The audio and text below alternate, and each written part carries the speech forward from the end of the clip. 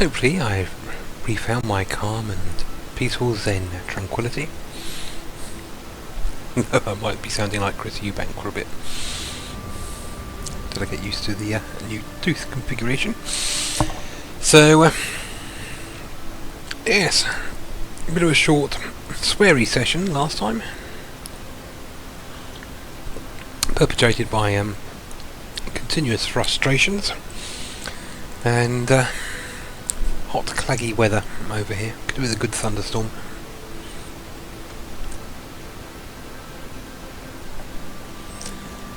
So once again, I apologise for the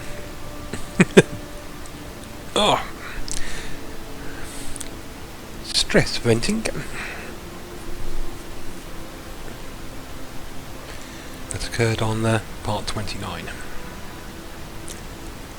We shall see if I can get back into the groove of enjoying this.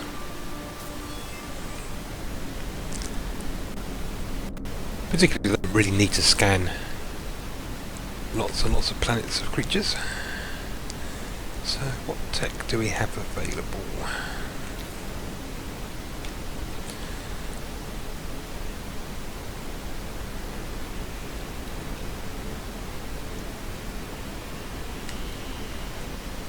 Specifically, faster reload, clip.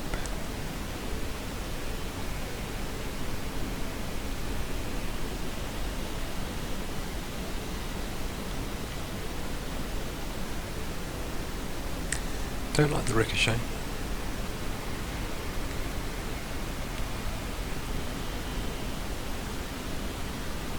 Zinc chrysonite. Some nickel for rapid fire. Maybe a clip size. So what do we need? 2 microdensity fabrics, which are relatively straightforward. I think we'll up the clip size for the moment. Do we have the ingredients for clip size?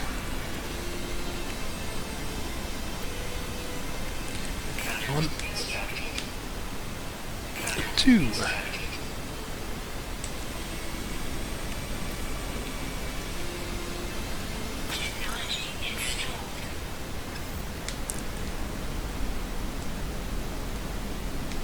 And I can't swap to the gun. Okay, where do I park? There we go. No, I can't swap to that in here because it's an interior. Coffee. So it's a 5-2 system.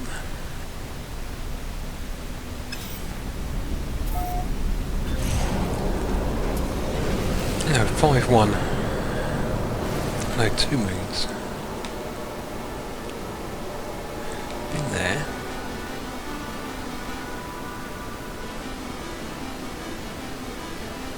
There's pearls. That one I haven't been. Has a moon.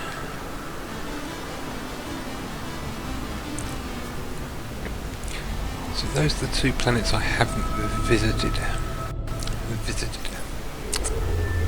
Visited? No, it's 5-1. Okay. So, Planet R is going to be the last one, which means congratulations. Let's aim for about there.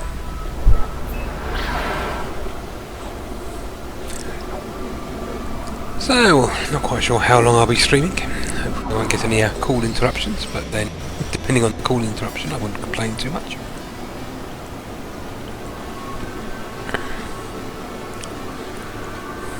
Looking quite hot and dusty,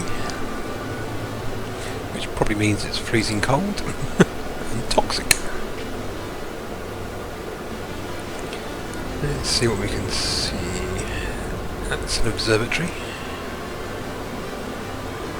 Looks like gold or emerald molten into the sides there.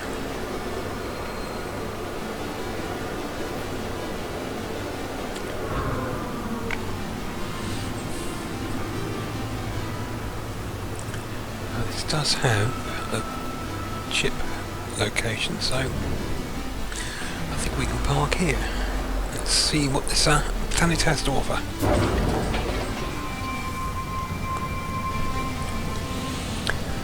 It's droughty, warm, I'm guessing. Okay, life support is a little on the low side.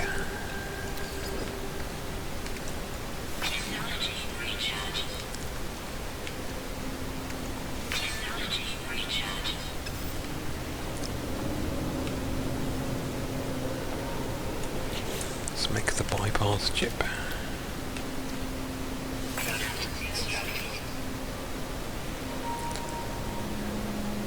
Do we have life? We do indeed.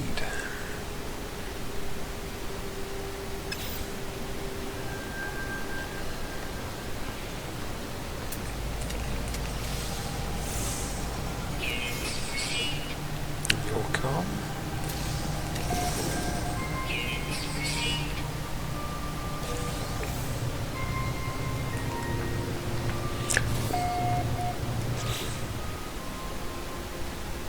Okay, that was a subspecies.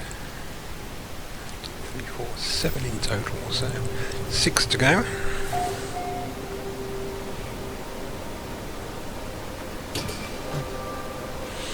It's an observatory, and I'm not too interested in observatories at the moment.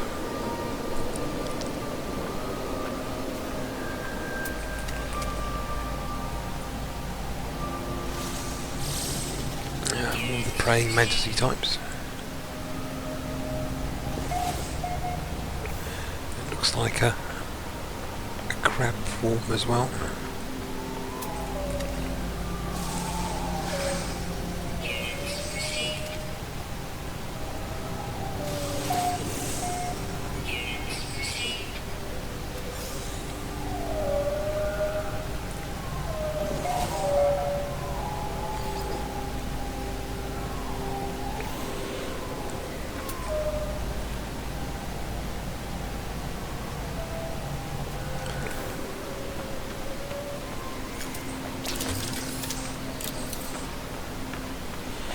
Okay, that's a noticeable improvement on the clip size. That was 171 to 230.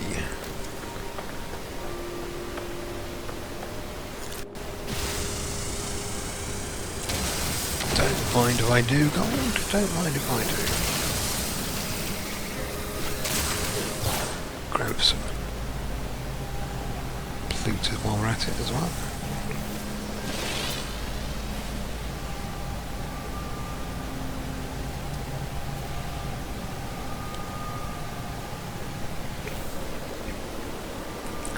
Select the save point.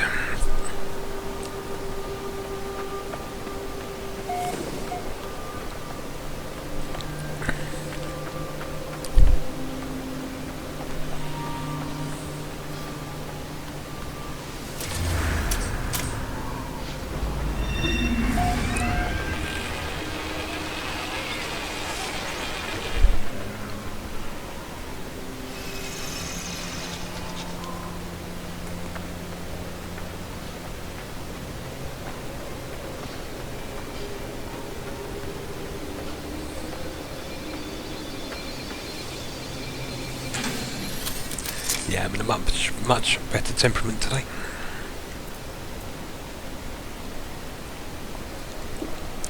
This may well change the first flying creature we come across, but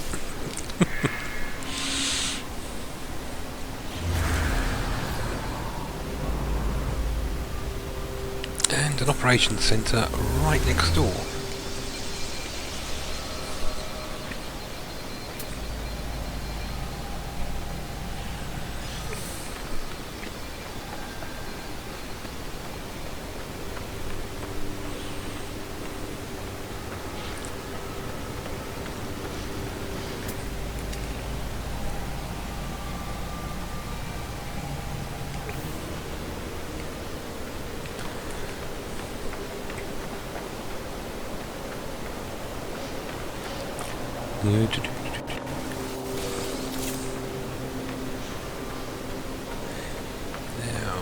Do you go all the way through? A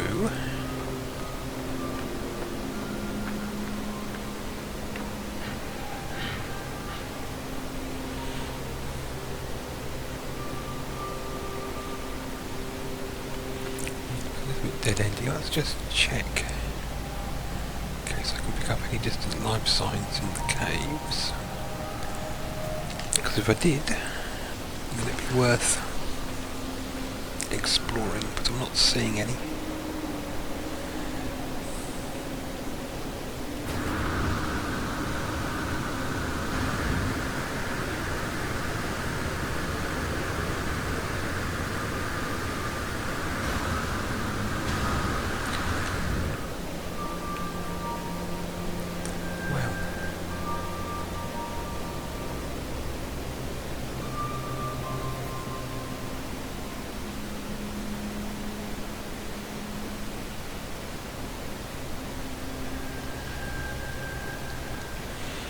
It's not planet Ruby.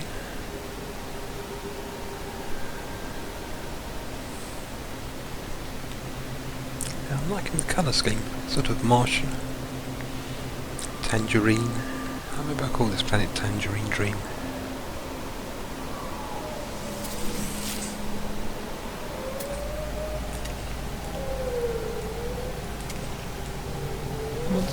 There we go.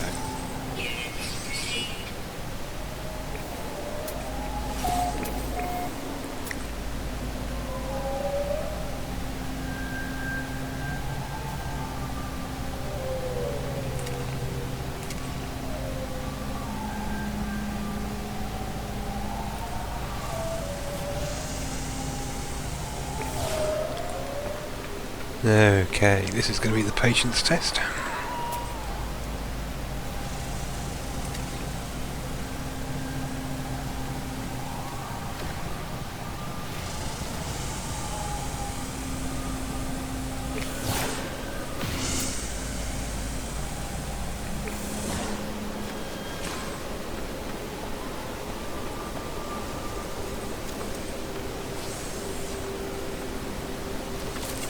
There you are.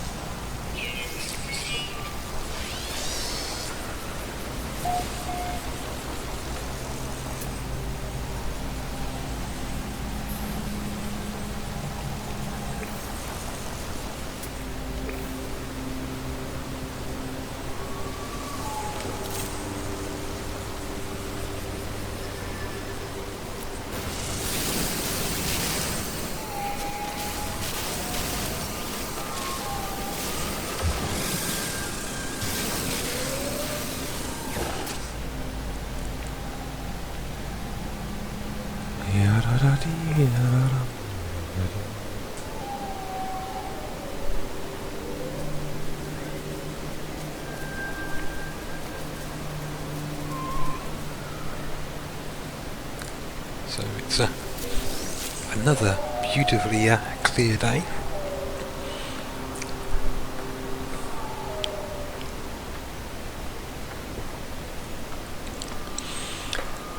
So maybe if the stream starts lagging after a few hours, or maybe late this afternoon, regardless I might go for another 7 or 8k walk, well, or a 6 Roman mile walk like the other day, 12,000 steps.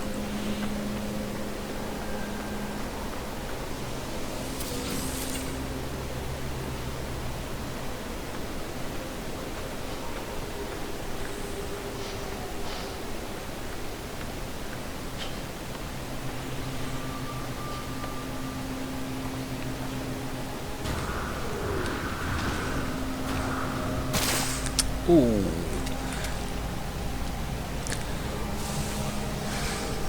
Didn't look that far.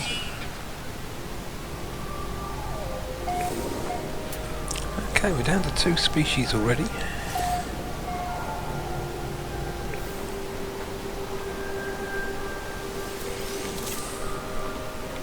Yeah, I was definitely disappointed with the homing grenades.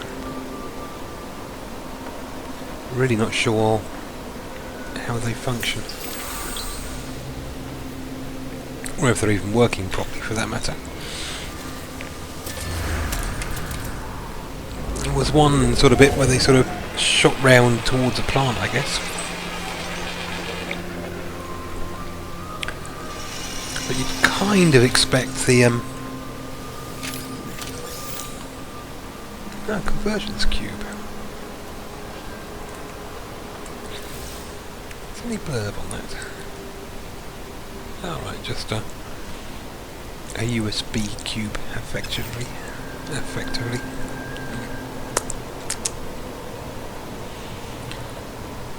Let's grab this thing.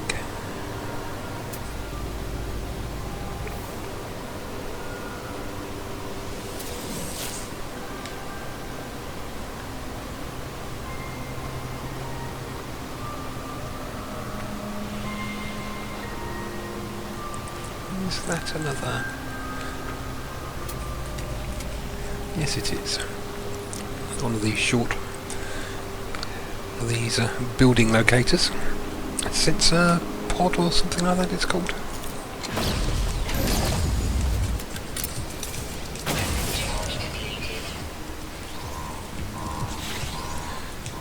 I should have checked that beforehand. Alright. Why didn't you fully recharge? Which is odd. I had enough plutonium in the stack, so as there was multiple stacks. Right, quick check round in case there is a knowledge device, which there isn't.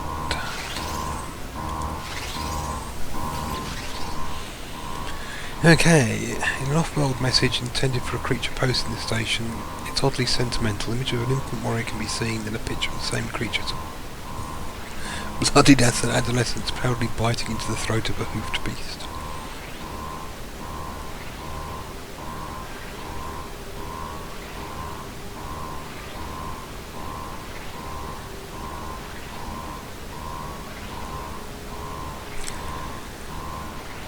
Defense right.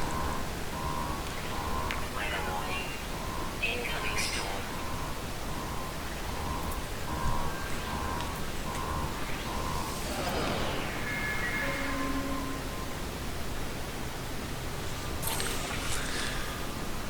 Ah, right, I got the...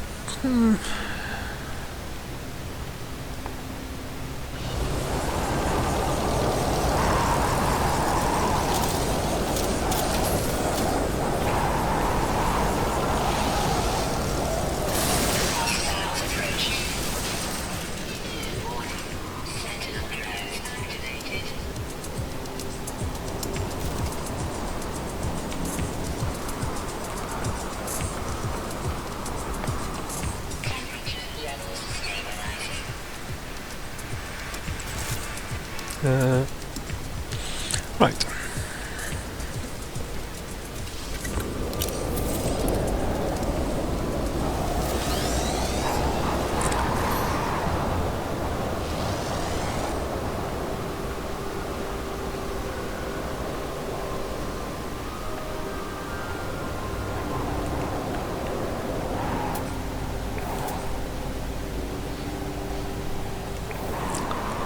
Should be able to handle the storms. They don't tend to last too long.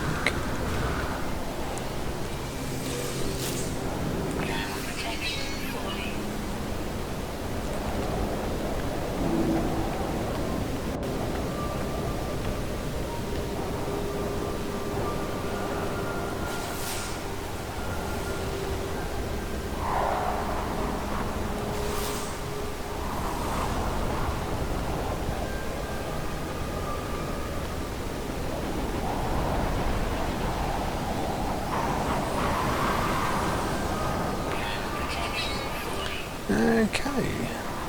Should have. Yep.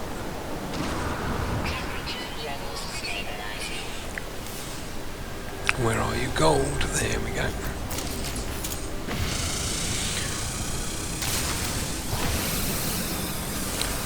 Grab a few units worth.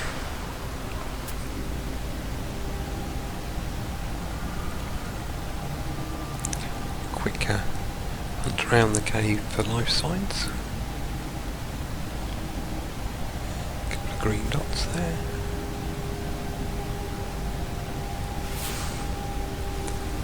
I'm not seeing any in the distance. So where was that exit? There it is.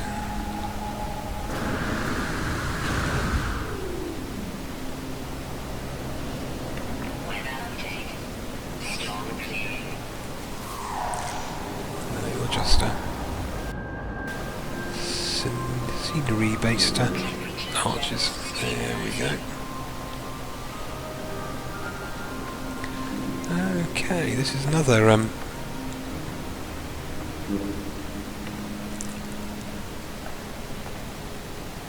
dual temperature planet.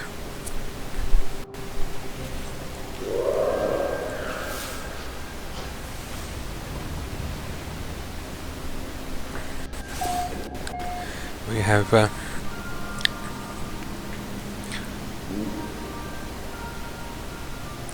call this daytime.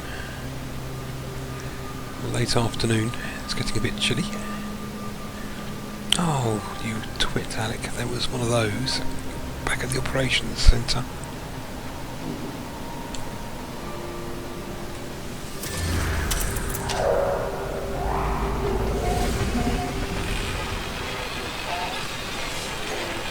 This cow don't know what he's doing at times.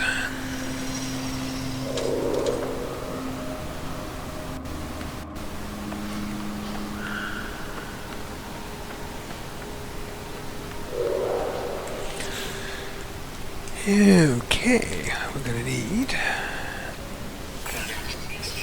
some chips.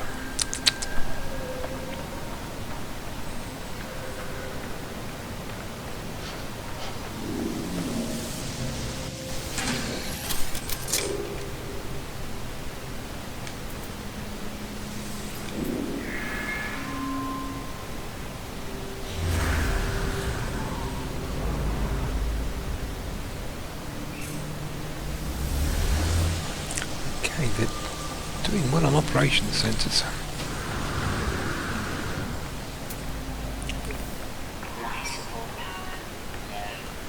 Life support is not low at 75%, sweetie. Low is 50% or lower. In fact, 25% I would call low.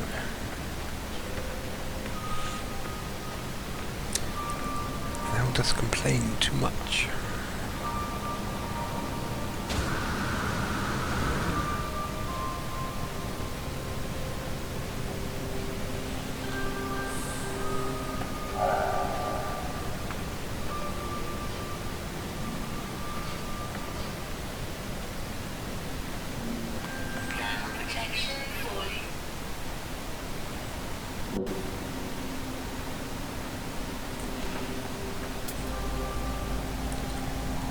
Let's keep relatively regular checks for the last two life forms.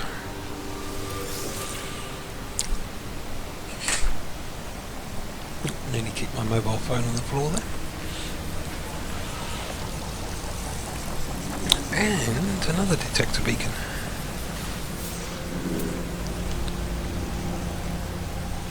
We've got some more oxide in this direction.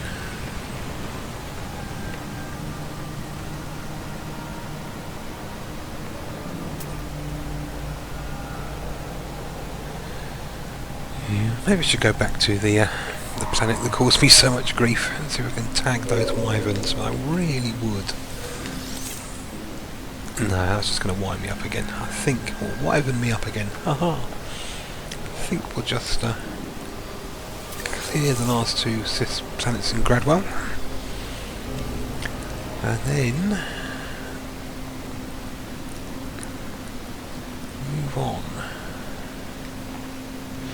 I'll have to check my slowly expanding subscribe for the next planet. Or system name.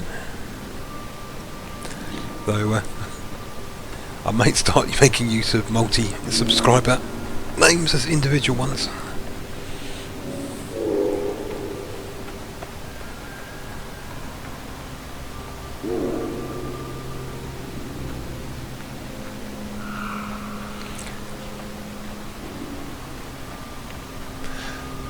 I think it's I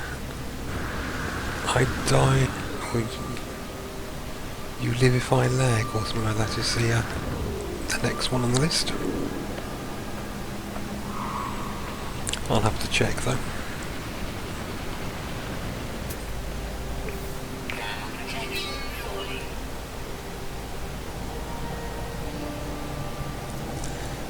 Nearly fell off the cliff. Right, Johnny Moo!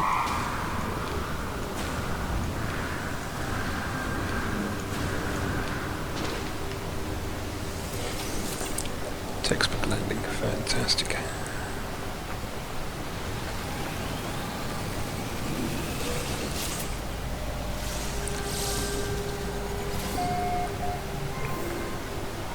Might wander around the side there.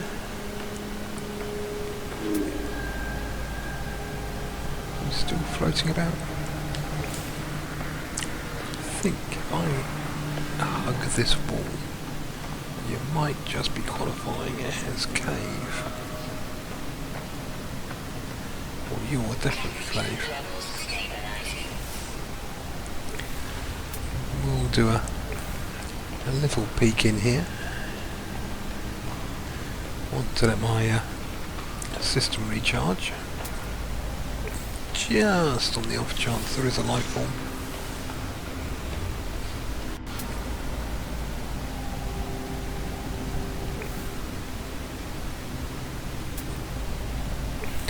But there is some gold in this there direction.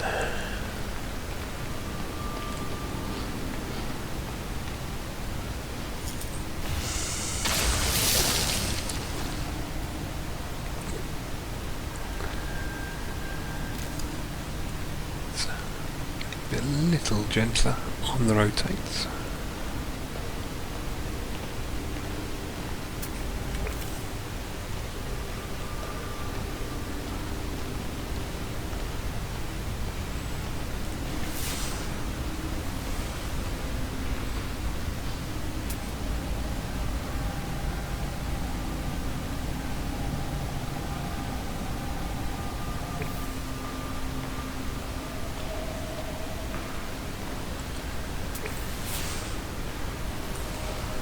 And it's the weekend, Friday.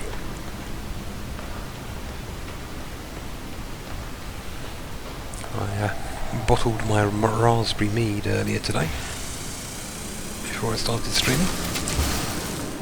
I've got a dozen bottles, 8 of which I corked with proper corks.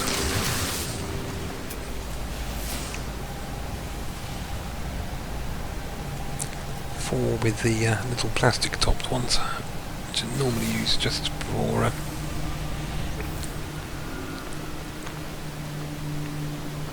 short term.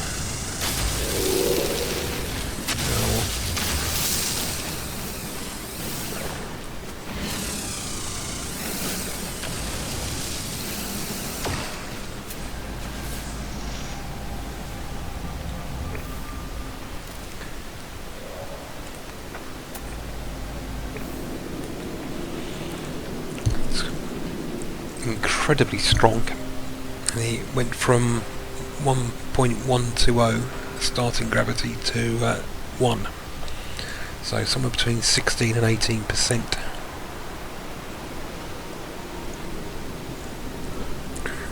Probably high 17s. Made use of plenty of yeast nutrient and kept stirring out the carbon dioxide early on in the first week of fermentation, adding a little bit of additional yeast nutrients.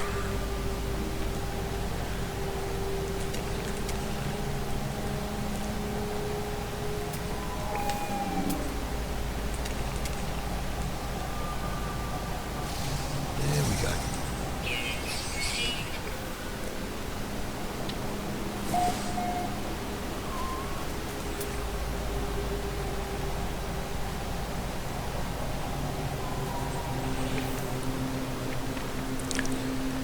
stuck a couple of bottles in the fridge, and from the siphoning, ooh, you probably don't want to have any open flame near it.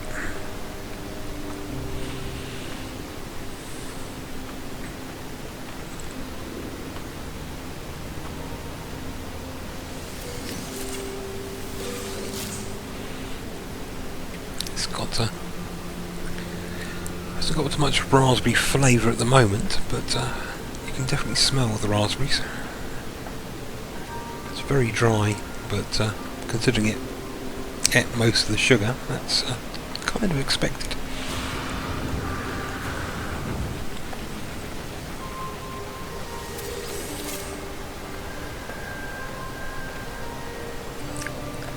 So yeah, the reason for corking, proper corking, is mead is definitely something that's supposed to age.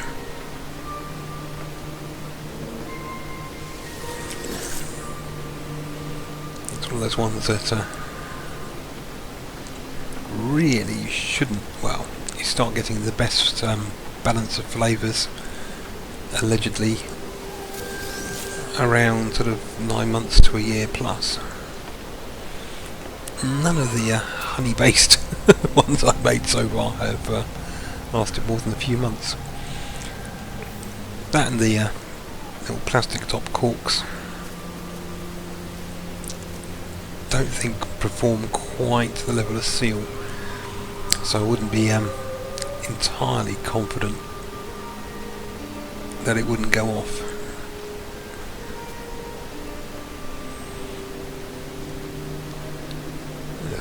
Got a little sort of hand piston corker, relatively cheaply, from a local supermarket. Also do most of the brewing supplies. And when I picked up the fermentation buckets, which do 2 gallon rather than my 1 gallon demijohns, I picked up some new yeast as well, which I'm trying now with a 2 gallon batch of the orange zest mead, which I'm down to 5 bottles of. 3 of those 5 have got proper corks in, again with the intent of letting them age, if only for till Christmas potentially.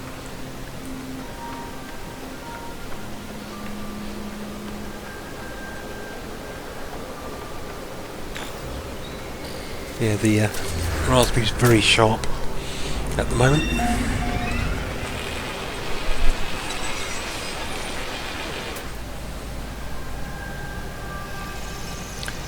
I shall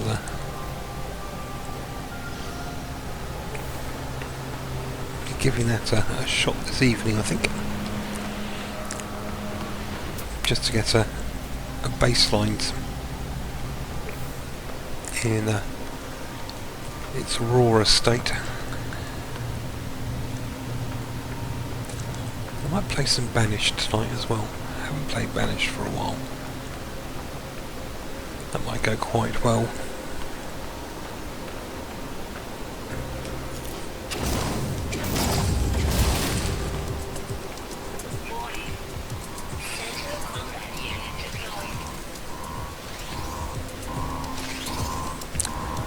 Any chance of getting another word? No.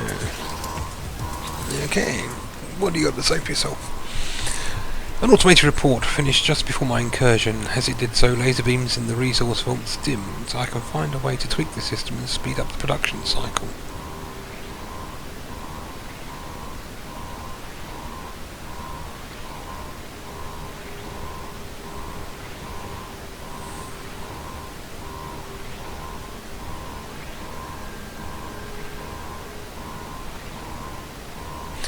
Okay, beam looks like leads to pour.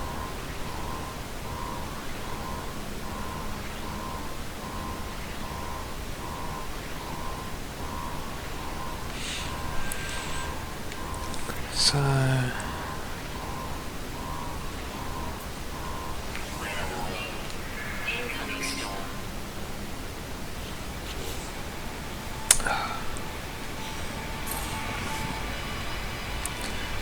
was a right result, but was it the right result?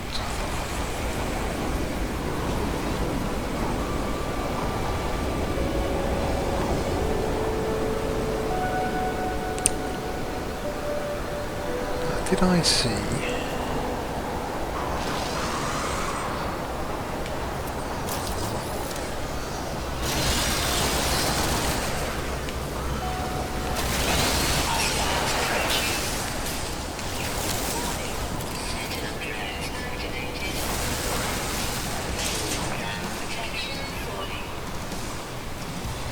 Where's the last one?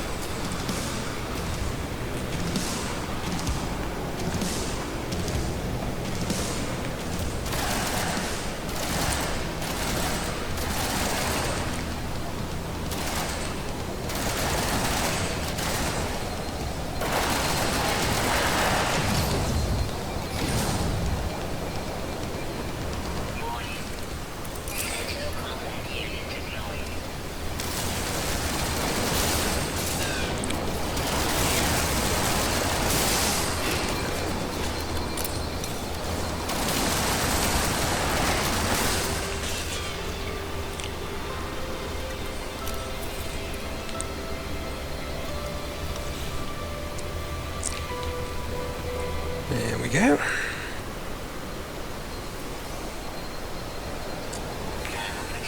It's a bit irritating that they can't actually path round the building and big hitbox. But we'll take the next chunk on the Sentinel milestone. 2, 3, 4, 5, 6, 7, 8, 9. Only one more level of Sentinels to take out.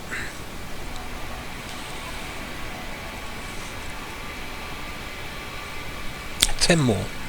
Lovely.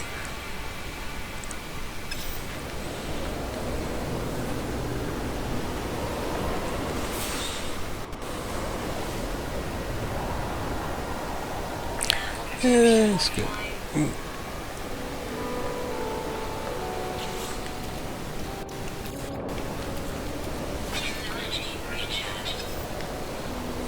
Wasn't keeping an eye on that. Fortunately, I appear to have picked up some titanium. Okay, why did you shoot? I wasn't actually pressing the shoot button.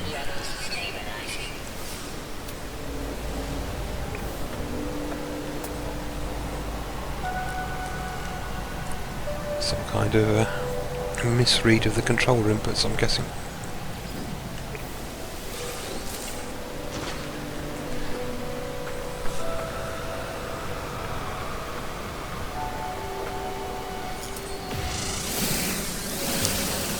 Emerald. Nom nom nom nom nom nom nom nom nom nom nom nom.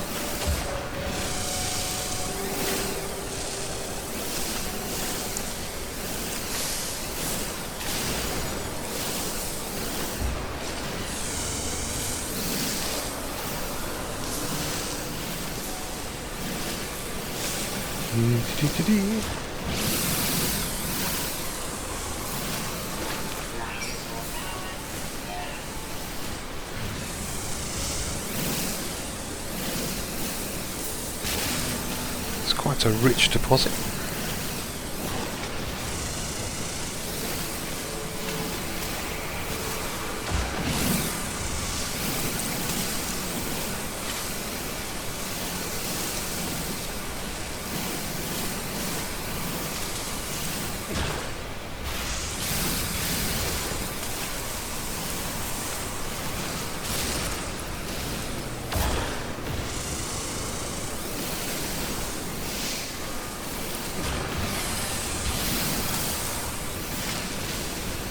Oh, nickel.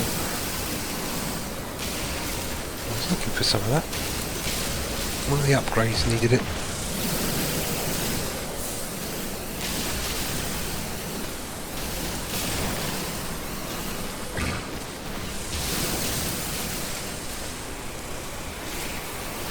This is quite a nice deposit.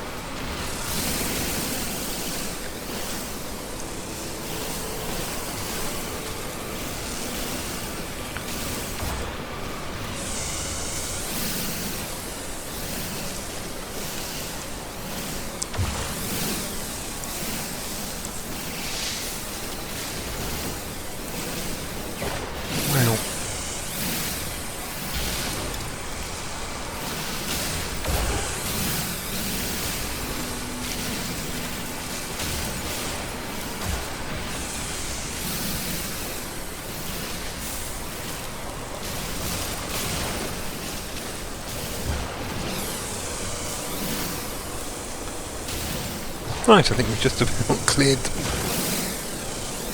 the worthwhile deposits of this out. And there's still loads more here.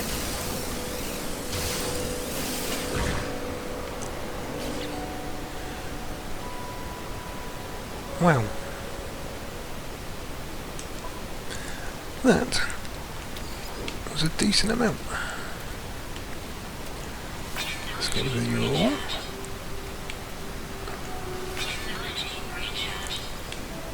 Make sure you're up to snuff.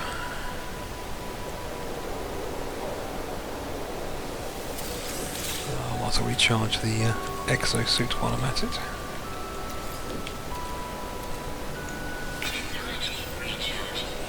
Alright, we've got a point of interest in this direction.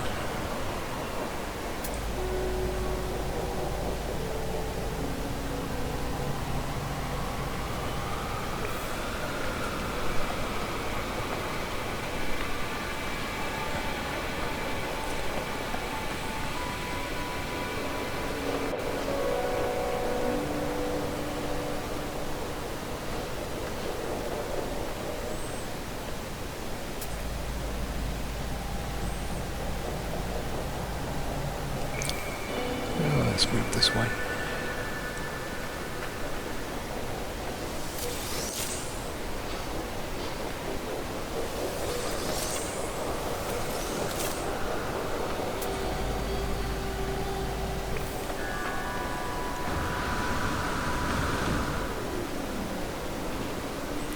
And there's some kind of a monolith, maybe?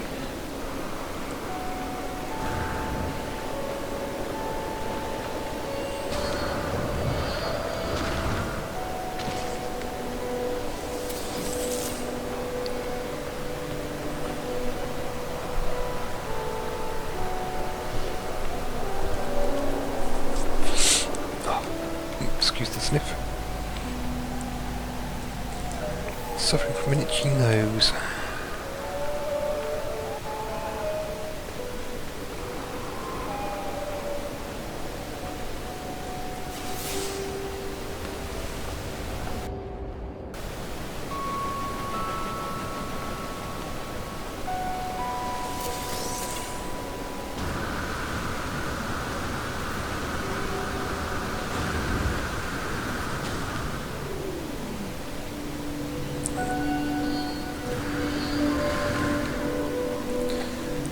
Plank.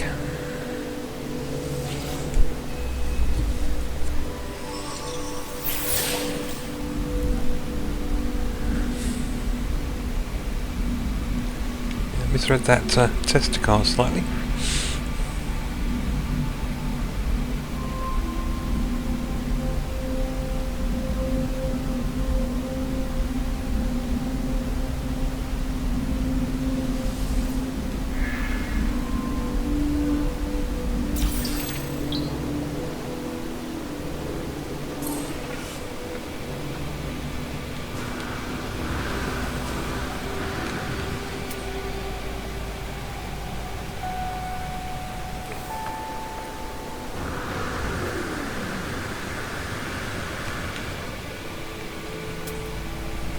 Oh, good.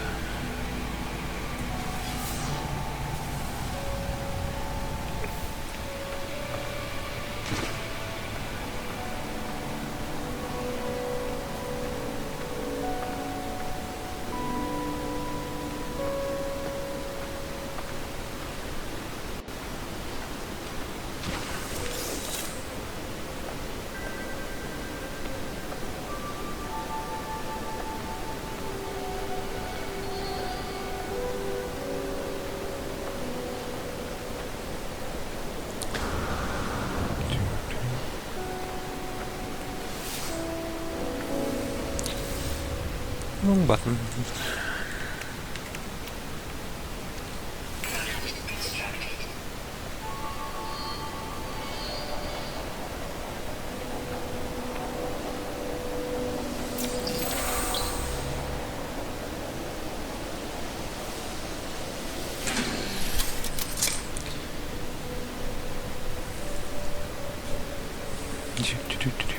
Colonial outpost, because we're still searching for those last two blueprints.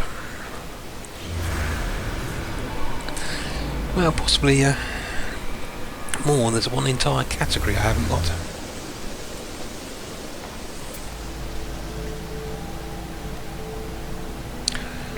I should say one entire category that hasn't got any blueprints within it.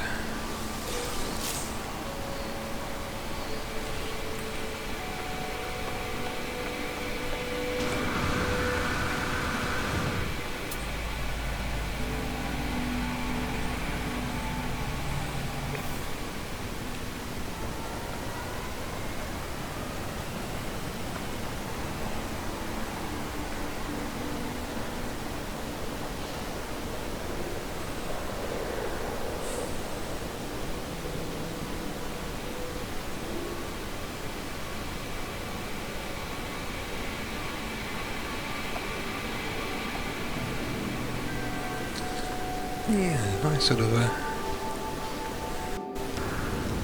Swiss cheesy sort of terrain. It's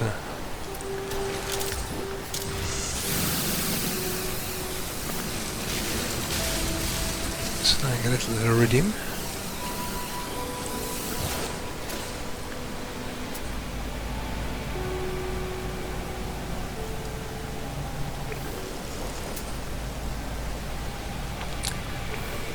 Sort of canyon-like almost.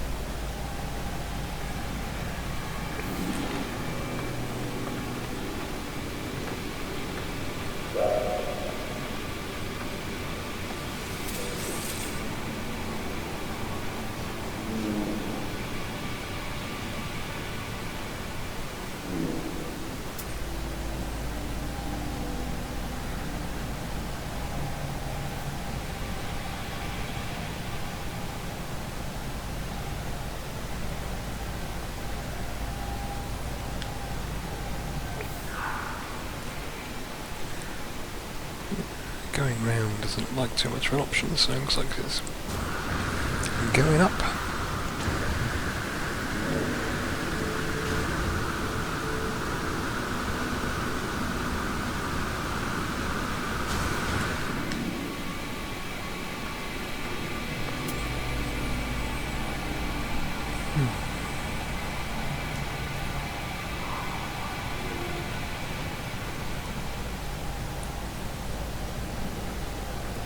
So canyons aren't supposed to exist, they say. Looks a little bit canyon-y to me. How about you?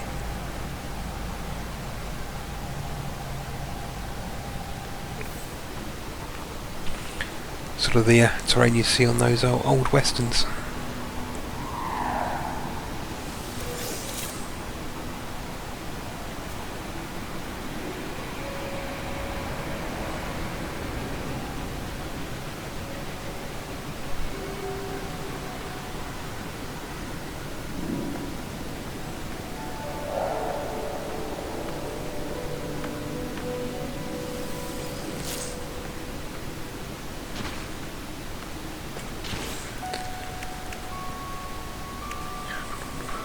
Shift the platinum.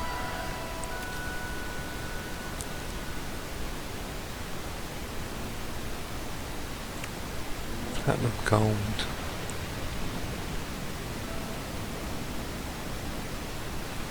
Hang on to the iron. Platinum gold emerald. You've neutrino and Corvax. So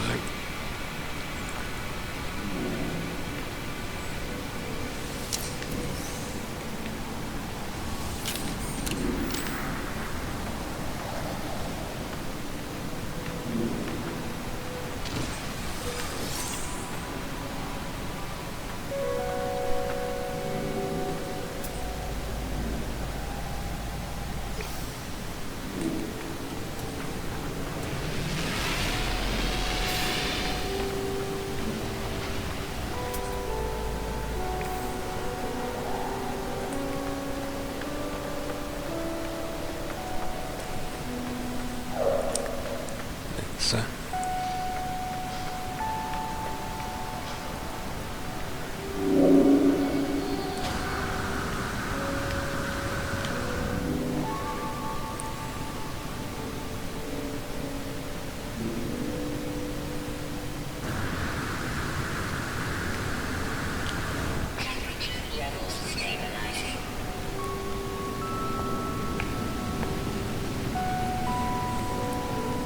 snag a few of the supplies that are available and then sell them to the exchange because yeah, can. Might not know the recipe for that either.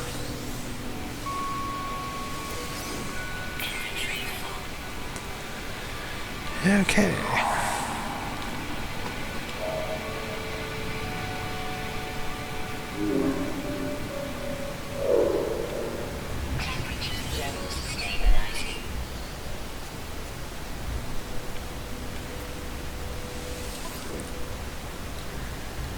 Sell the gold.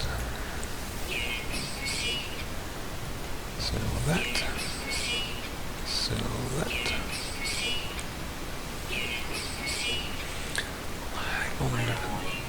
Hang on to the nickel for a while. I'll hang on to the shielding shard.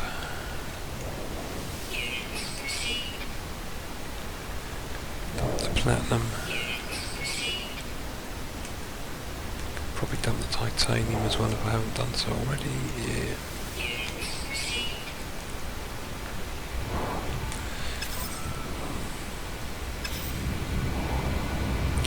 Eventually, no, I'm probably not going to get the resources back. Is it worth buying those? Even if they have them on offer.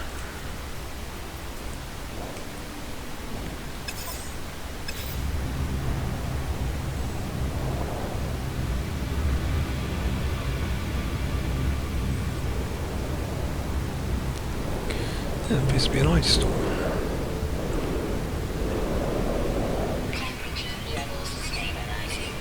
Hello, heat storm.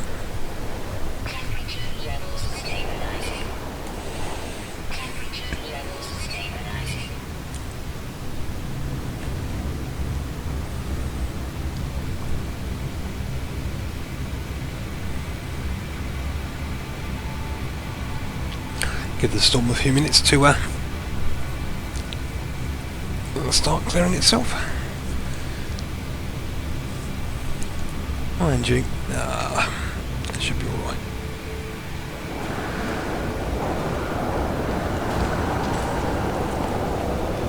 Quite a few resources, so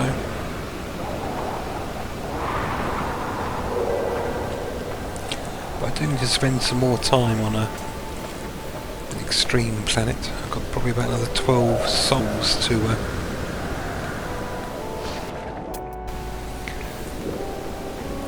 survive.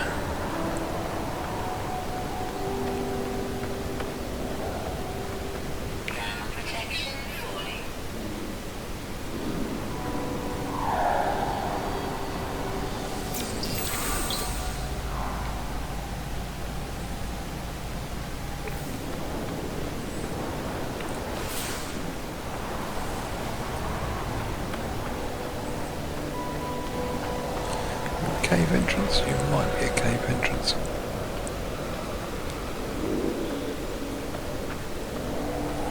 Well, that's my guess. I guess I'm going to need about 20 something between 20 and 30 souls to get the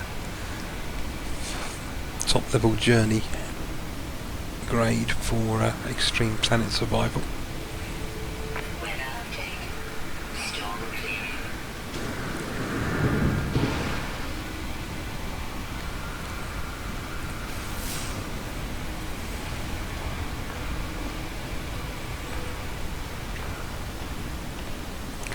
Which, with enough base resources, predominantly a rather large quantity of iron,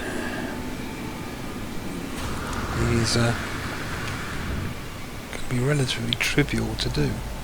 I thought it was going to be a lot harder, but that extreme ice world, once I realised that the shielding plates,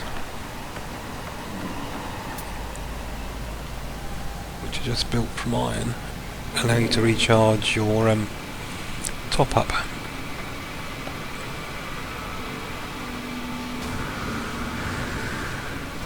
Hazard protection. And iron's ubiquitous across the systems.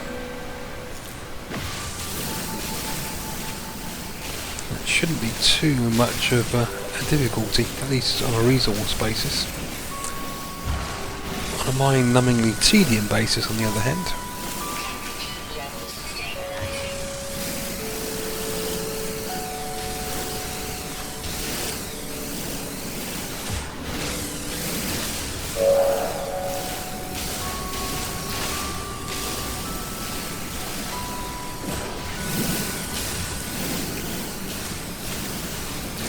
It's an interesting enough hostile environment, as in loads of animals to try and track down, and decent resources to gather.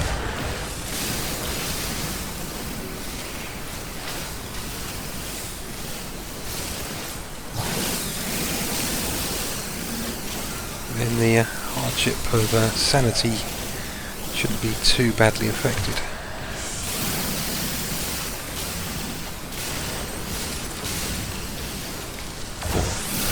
Noticeably.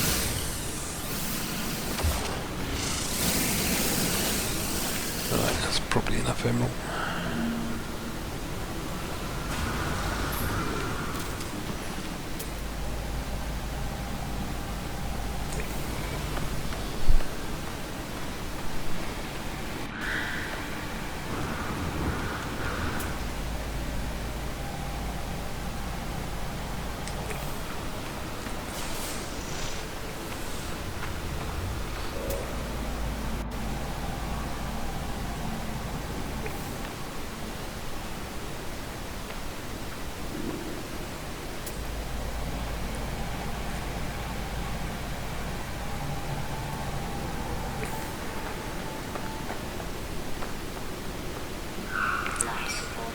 Pretty certain I have all the exosuits upgrades available to me.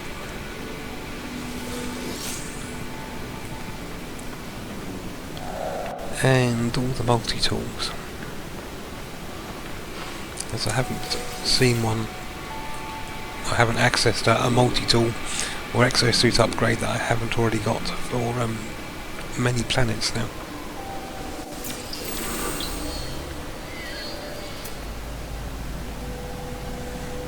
Known species.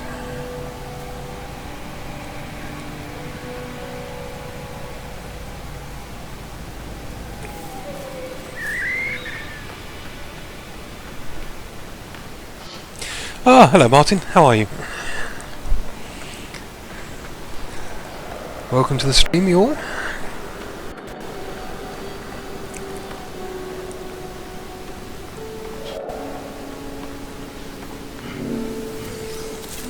Still on the lookout for the V2 passes.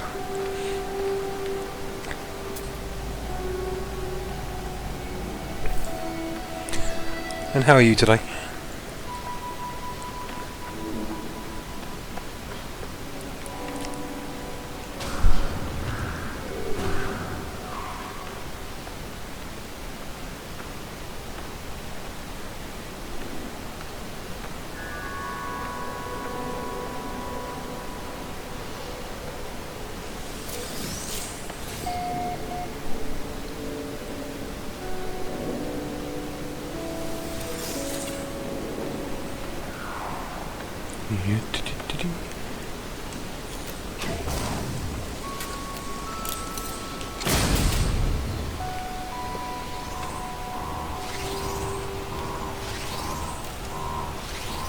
I'll have a look. Already know.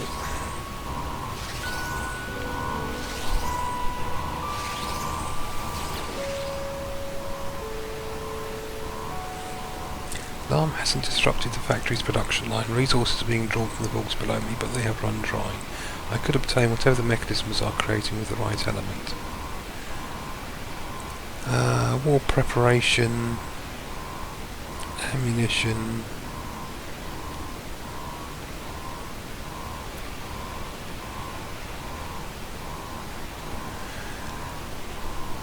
So ammunition is one.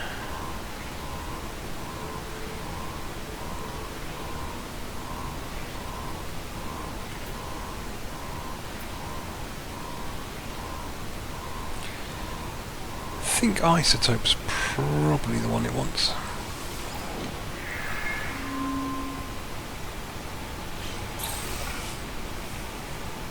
Magmox.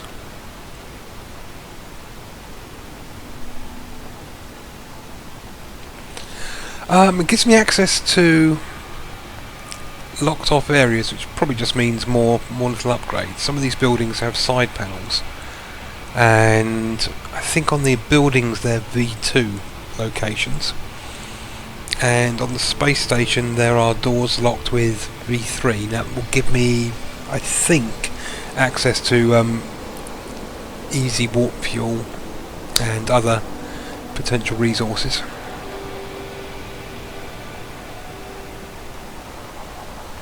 But I've got doors I can't open, so it's like and that's about the well, other than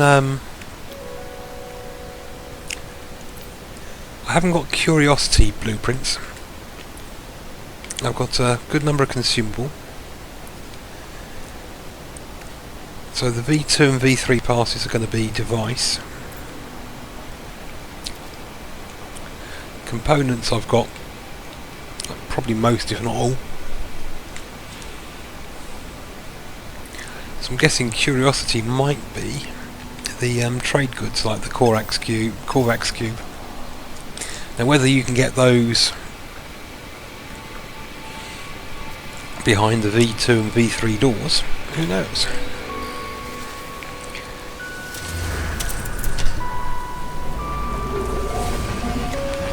I haven't sport myself on the exact contents.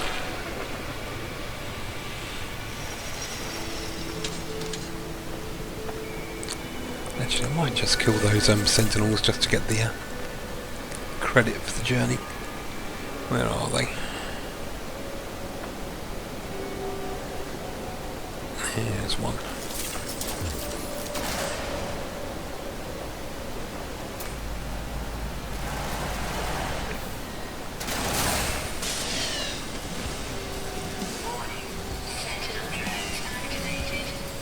Where are you?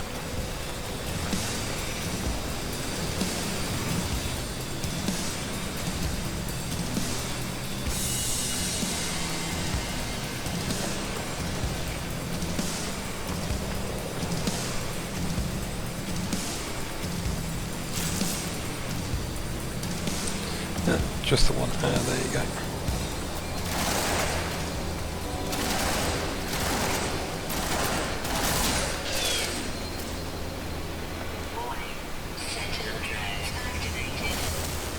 Aha! There we go.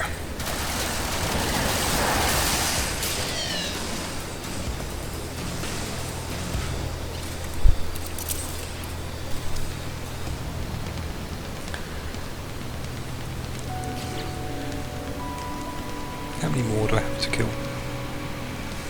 7 more sentinels.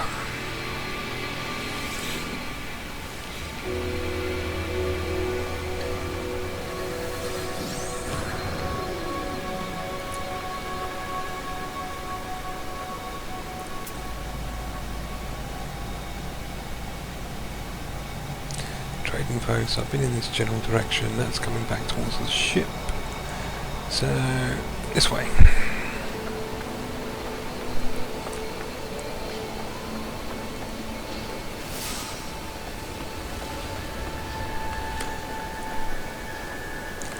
So this is the fourth planet in the Gradwell system. Just one planet to the moon after this. I'm not going back to the one that frustrated me yesterday.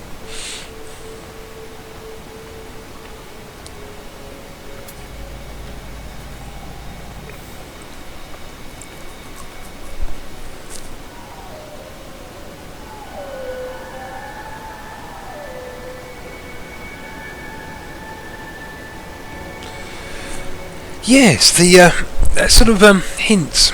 I mean, the Viking seem to be very anti-Sentinel, and appeared to be at war with them, or were. There's quite a lot of indication that they were, or have been, in battles with Sentinels. Though you never actually see one. Oh, just a little bit too fast. Never actually see one take place. Unless that's sort of referring to a long dead war. Though the posts seem to indicate something that's still active.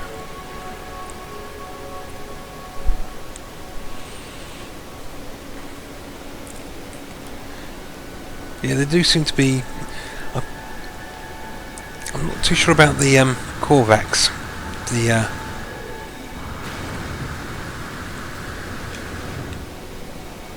Sorry, to stop my conversation. The Korvax. I was trying not to fall down the mountain. The Korvax motivations in regards to the Sentinels. Though the Gek just seem to be, though they sort of come across as traders, the Gek seem to be very sort of hostile towards existing life forms.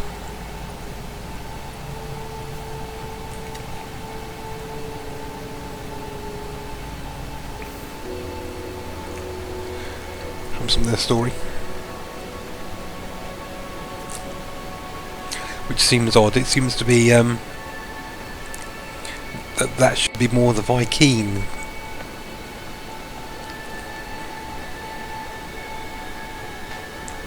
But yeah, they get come across as from the ruins quite bloodthirsty. So perhaps they're more privateers or piratey sort of traders, buccaneers.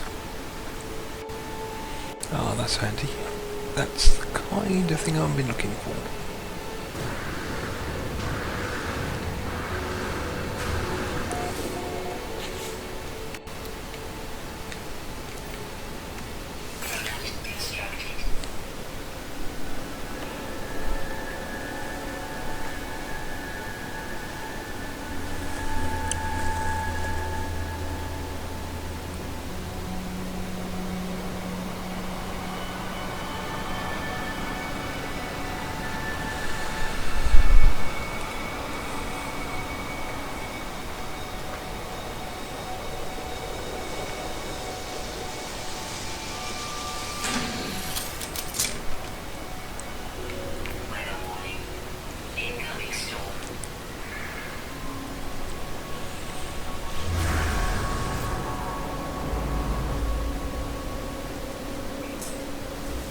Okay.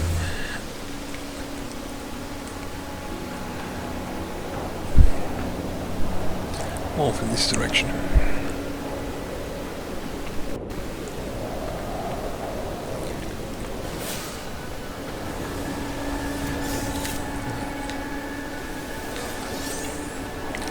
Get the shields up quicker.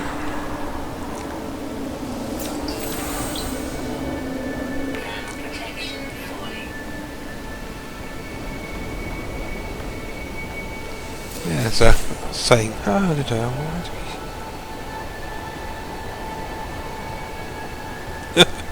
Yeah, it'd be nice to see the bloody warriors rampaging across the planet's surface.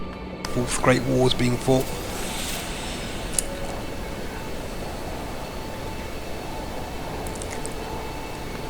And if it was a company which had a AAA sized development crew rather than just a AAA advertising, we might have seen a little bit more of that.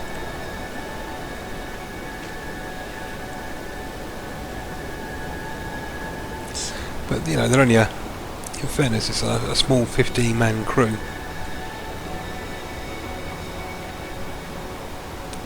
So you have to be relatively impressed with what they've managed to produce.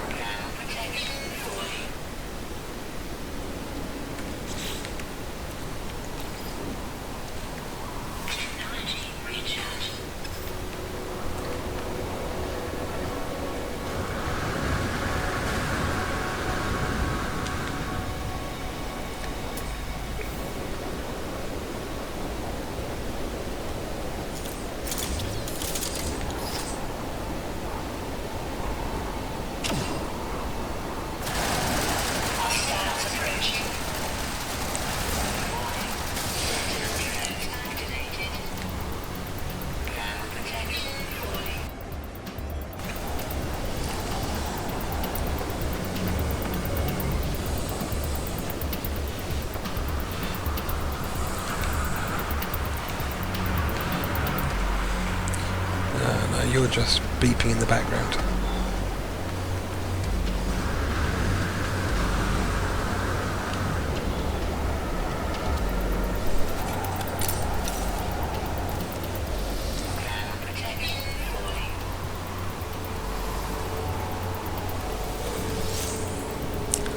But yes, the life is definitely very static in regards to the alien races.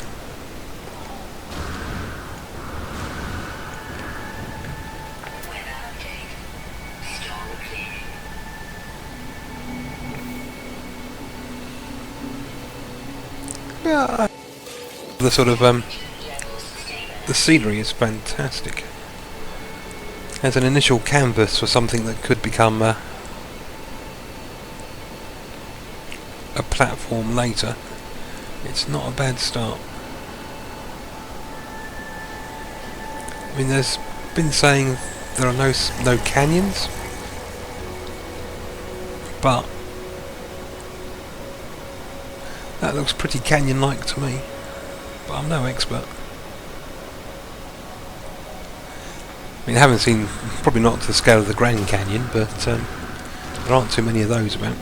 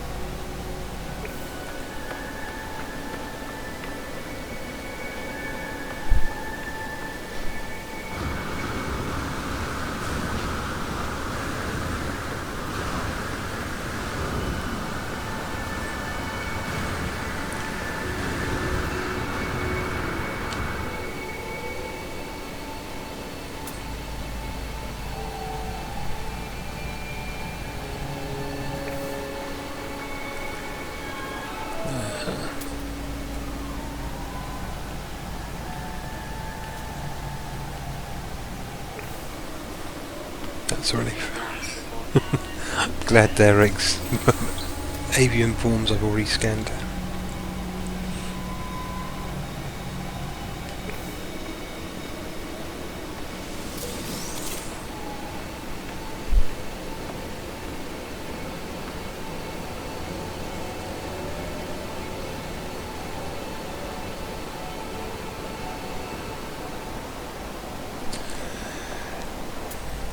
true. You might think anything as low, but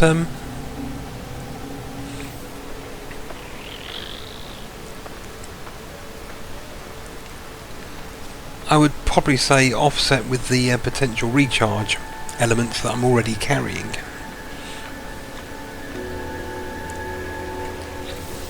I mean, I've got 2.5 stacks of plutonium. It's the 75% low, which really seems a little excessive, or potentially a bug.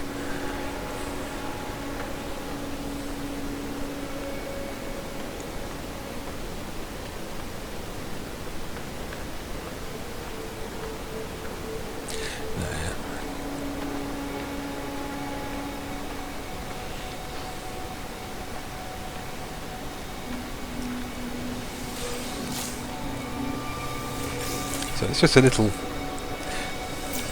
noisy. I'd be 50% warning. Yeah.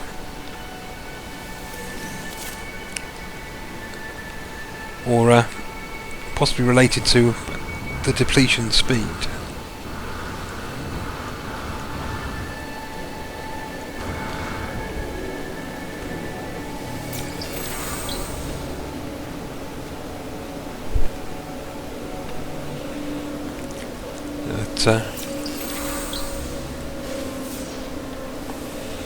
When it sort of just dips into 75%, it's like life support low. So it's not that low. Not in this particular environment.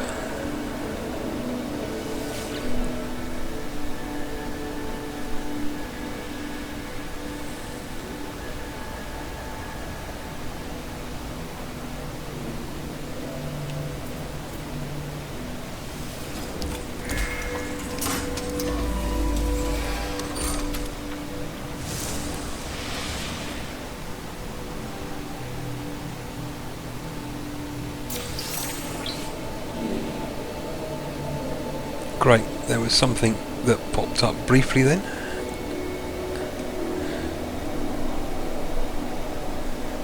There was something blue. I guess that was just a Viking word.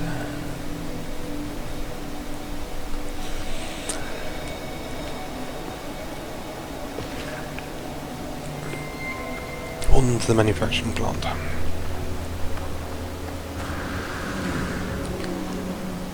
But it's another glorious sunny day here.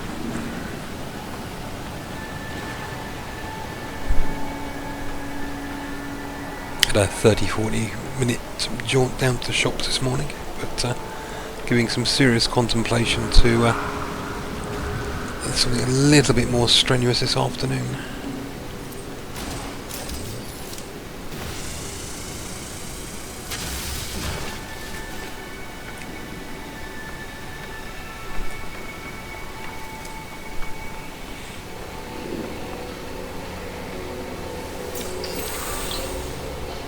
Mind you, if I was really out here and my life support depended on regular top-ups of components, I'd probably set up a hopper system. Or bigger batteries. Which I suppose the blueprints are.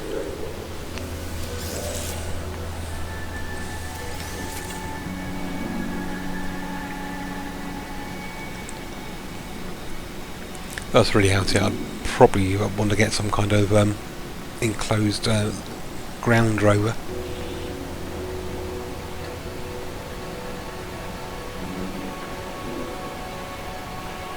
Or better yet, an R2 unit. Send that out first. Much more survivable. Which kind of explains the Sentinels, really. It's the more likely thing you're going to come across from an advanced civilization will be robotic probe-like creatures.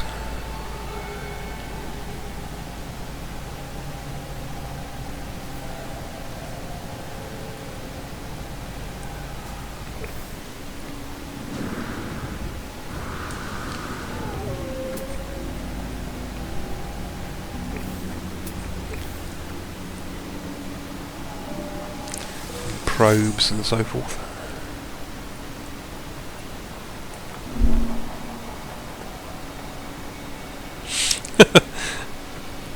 You've been catching up on the earlier parts.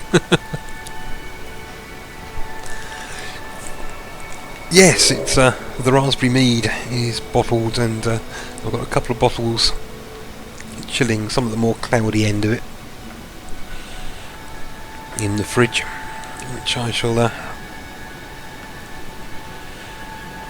we'll be checking the youthful side of it and see how the flavour changes over time. I still got 2 loose corked, which are the plastic top ones of the orange zest, and 3 corked orange zest.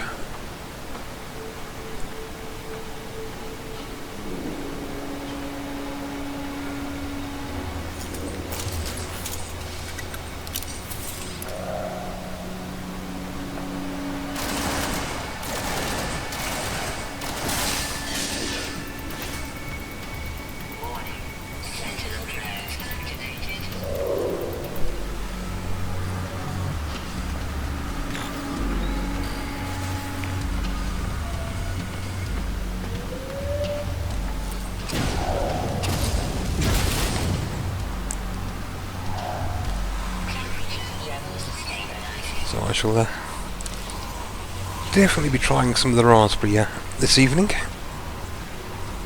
And that stuff really, really strong. Rare oxide. You want chrysanite. Gek War. High command demand rare oxide. I don't have any chrysanite. Yeah. Bother.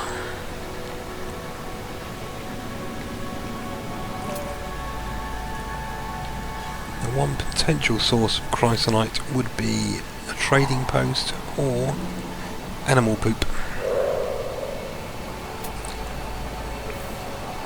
So if there are any docile animals in this area,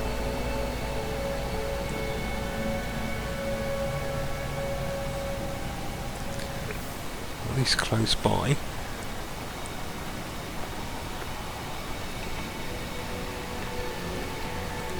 we need about 50.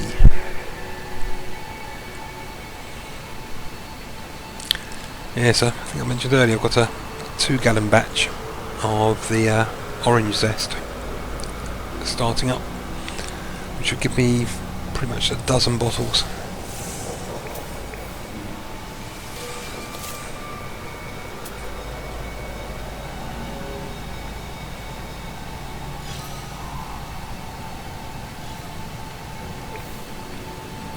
Which is what I got out the 2-gallon raspberry batch. I was hoping for a little bit more than that, but that's the way it worked out.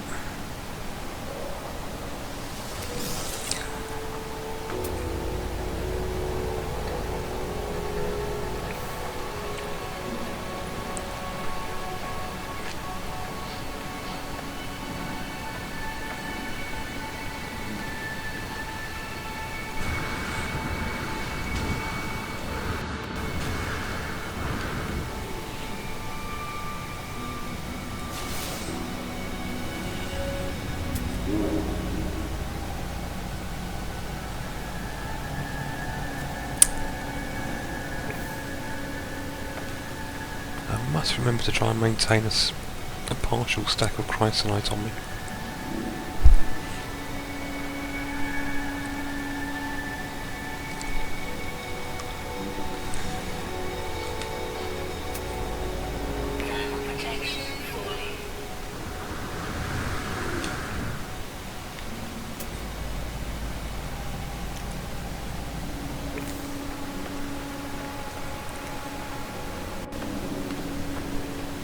Yeah, the raspberry mead turned out somewhere between 16 and 18% alcohol.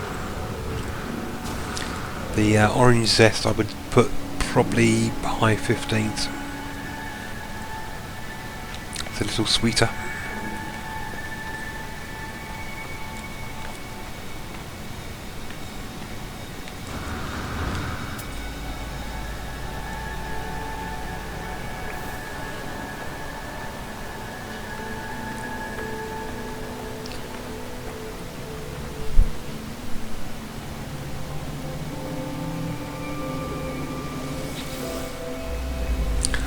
This orange batch could potentially get to sort of 17%.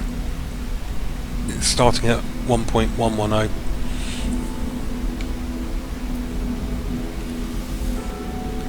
So if it goes dry, it'll be 17. If it stays a little sweeter, then it'll be about 15 again. Or 15, 16.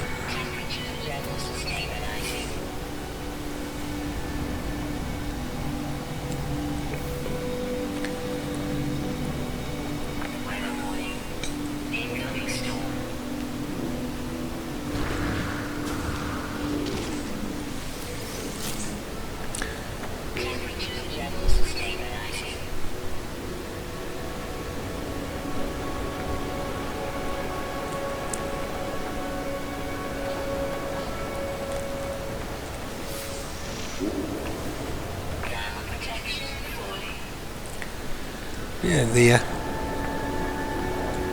mead, I mean, it's a ridiculously easy recipe. Honey, water, yeast, and then a fruit flavouring if you want to go that way. Yeah, let's go this way. Might be able to get some shelter. Let's think.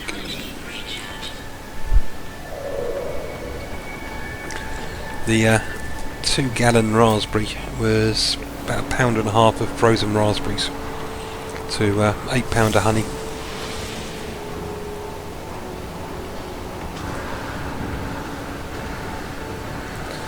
And then water to bring it up to about the 2-gallon mark.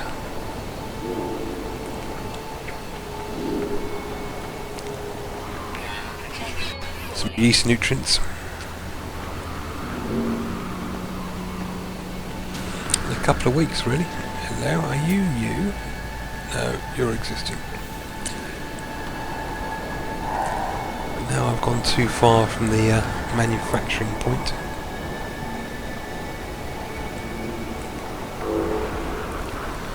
You might... no, just got a power canister.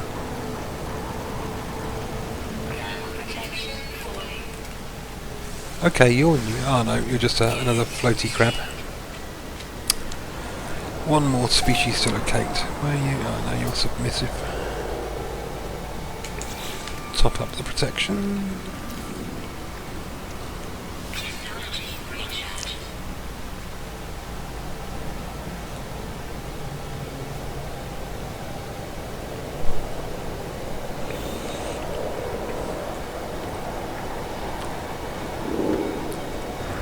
So yeah, sometime around 5-6 o'clock UTC, that raspberry mead will be opened up for testing.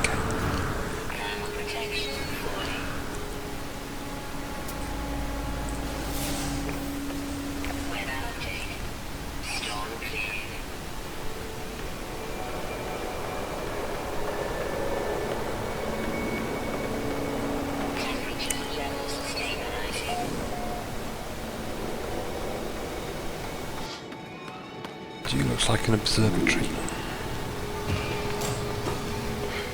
Yep. Shield boost, multi-tool, blueprint, and that's more use.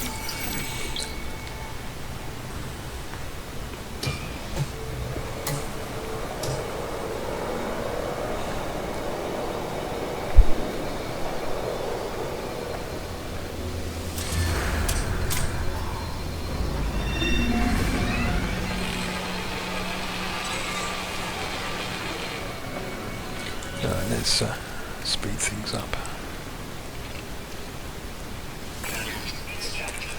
But yeah, this definitely indicates Viking effigy.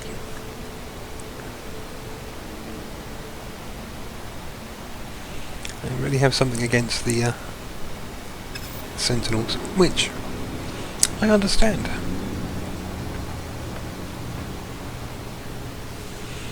Right, time for another planet. What should I name this one?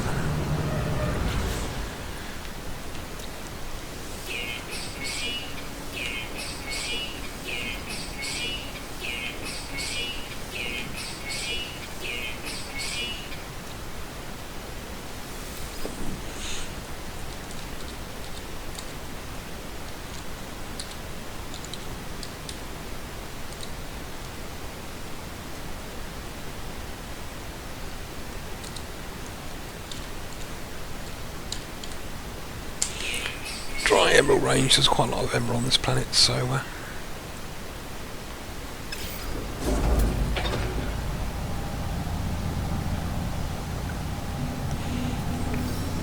alright.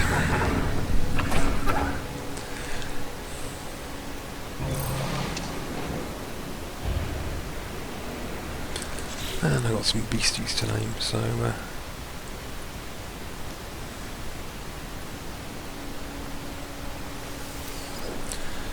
call you the gas loco crab.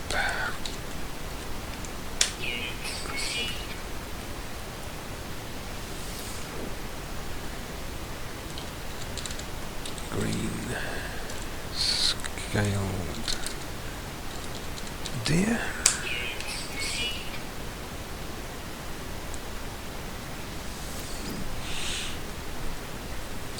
Ox deer.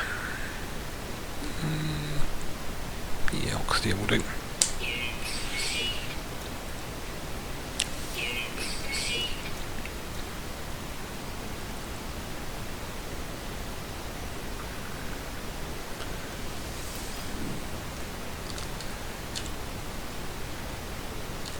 Suspect.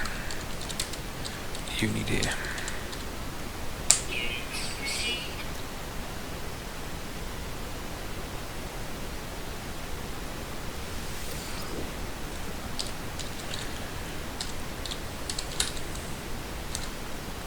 Looks kind of irritated, that one.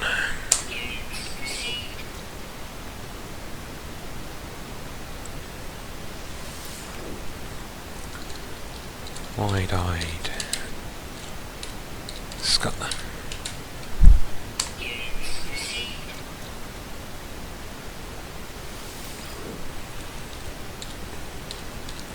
Praying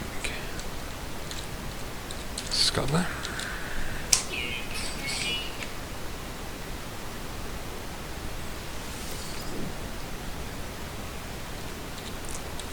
Stand back.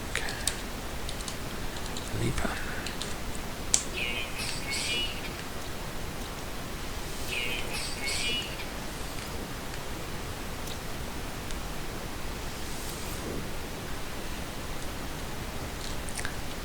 Spike saddle.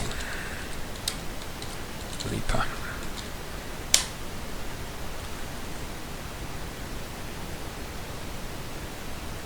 Okay, Spike has got to be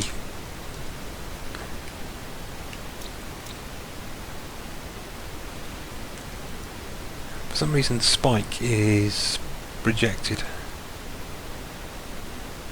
Sure, it's Spike, so we'll call you a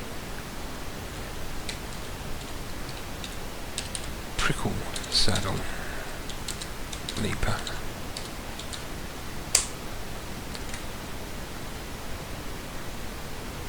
Cannot accept this name. Why?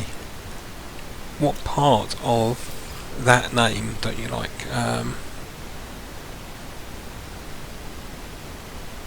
So use saddle.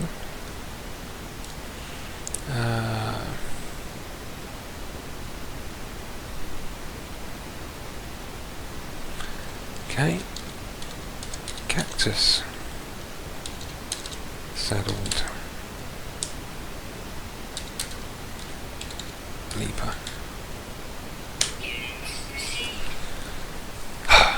Bizarre profanity filter. Oh, hello Alan, how are you? Hope you kept you waiting long to say hello. Just onto the 5th planet, and then once we've explored the 5th planet, there's its moon. It is going to be saved till last because I do enjoy the view of the planet from a moon. As I've been fighting the profanity filter. So there's the planet. Looks like the moon's on the far side at the moment, so we want to go somewhere about there.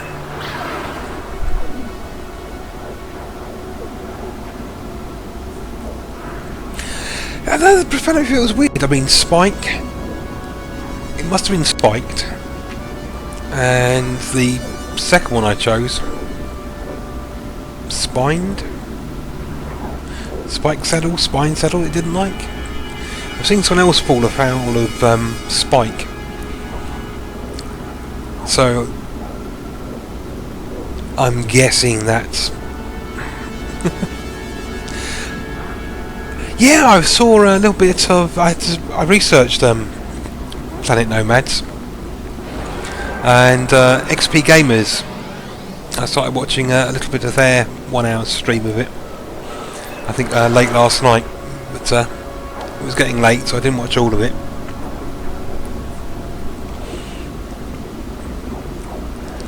Still very early in the gameplay, so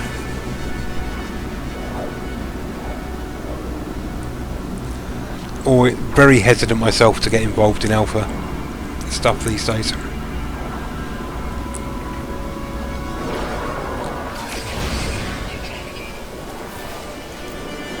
Okay, there's the moon.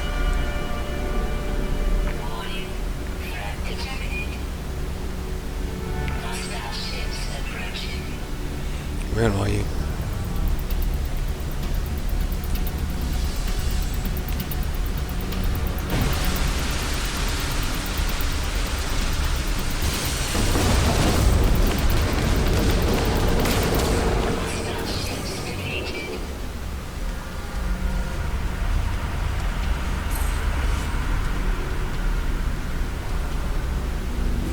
There's the moon.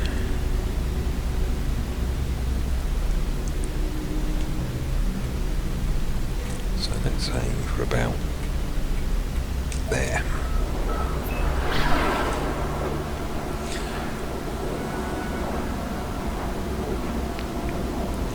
Yeah, so watched it. Say caught a little bit of the XP Gamers guy, Captain Shack.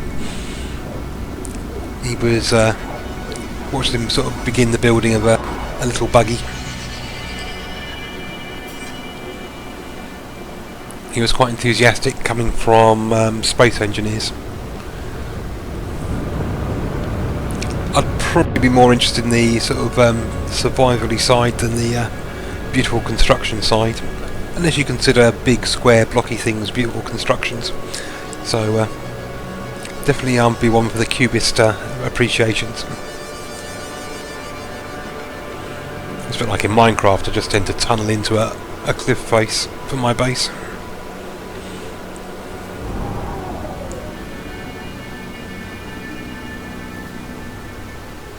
And just sort of hollow out direwolf size rooms as and when I need them.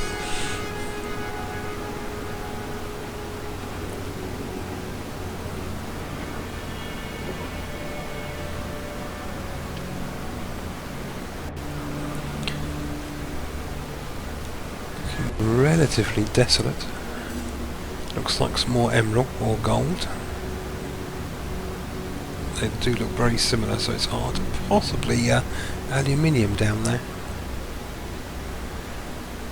That's probably copper, because it's lighter than air. Ah, there's a good starting point.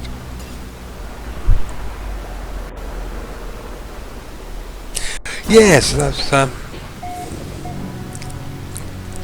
mean, they're probably a bit ahead of the alpha on their internal development, but are basically picking up metrics to see what's not working so well. Okay, it's radioactive, and I didn't check the basic details because I was too busy walking and talking. It's yes, please.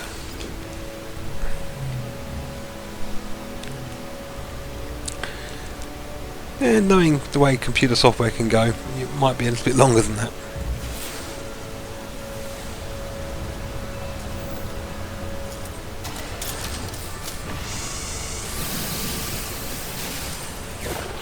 Right, let's get some details on this planet. So it's volatile, standard, none, few. So we do have some life. Let's see if there's anything particularly interesting.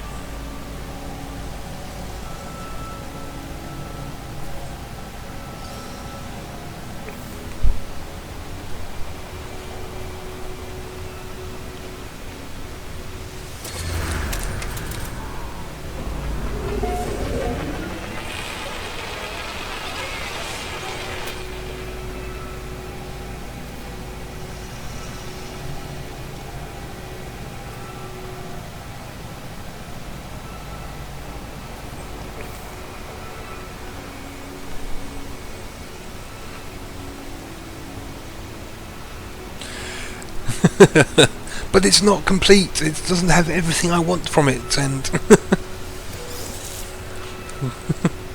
that's the problem. I mean, yeah, you go into something like that, you have to expect very little. I mean, people are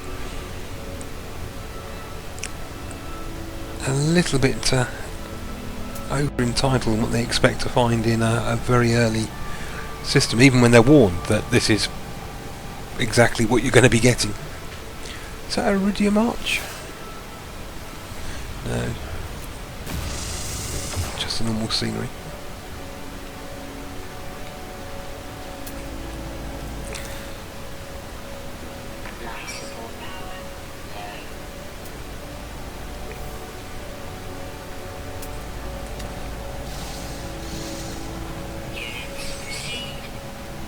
Okay, you're an anxious grazer.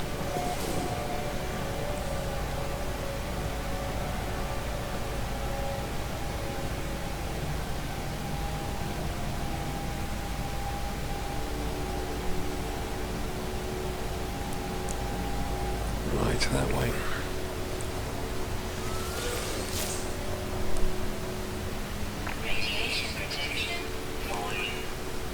I mean, sort of ridiculously early alpha-y sort of release like that, you'd expect crashes, poor performance, particularly if you're not running a really beefy rig.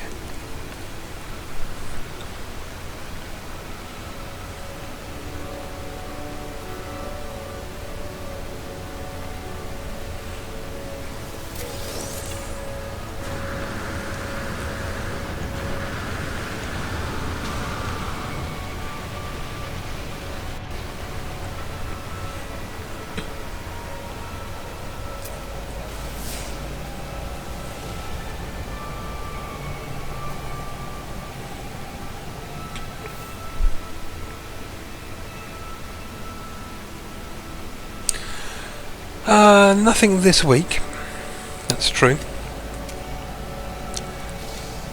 Oh, look at that, Dodo Rexes.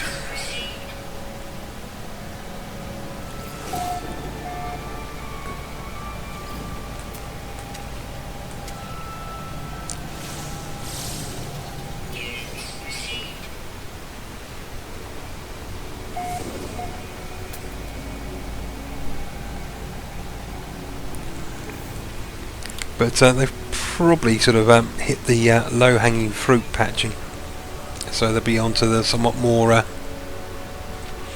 tricky stuff.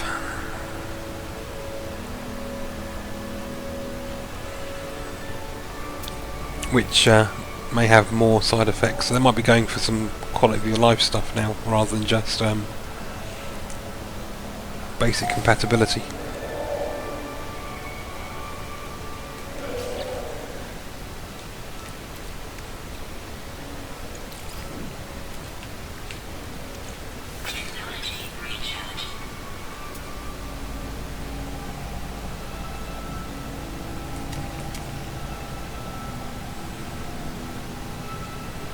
Yeah, you're definitely Dodo Rex.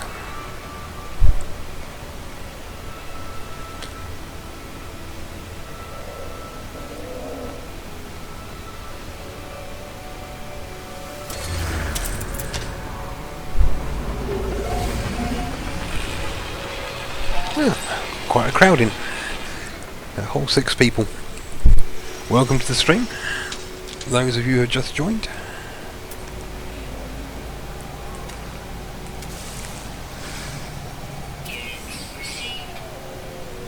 Wow.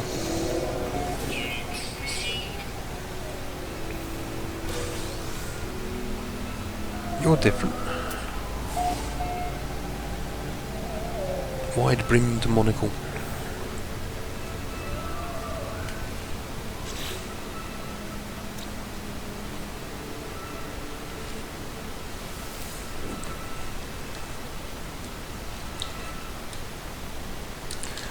Hand-faced.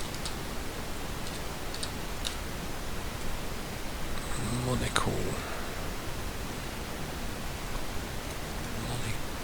Monocyno, because you're a little bit rhino-y.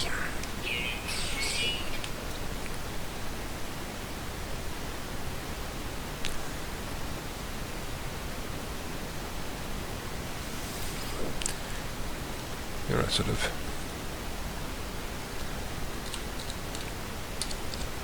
buck tooth rhino. So the up rhino one. Right, so one of these is going to be the primary. Indeterminate, symmetric, herbivore. You're a Dodo Rex.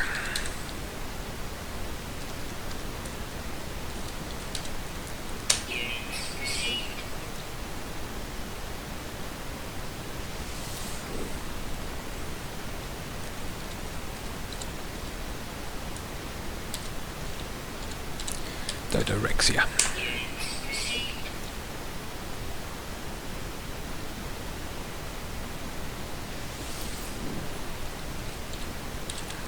And back.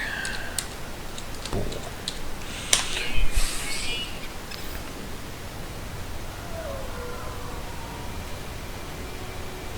Well, the week's not completely over. Depends when you count the start of the week. And if they run into potential issues with the patch, you don't really want something that's going to cause more problems than there are at the moment.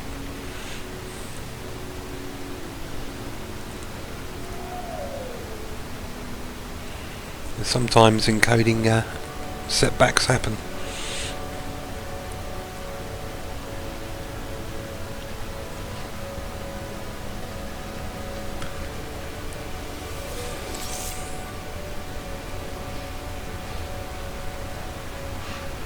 Be some unexpected consequences.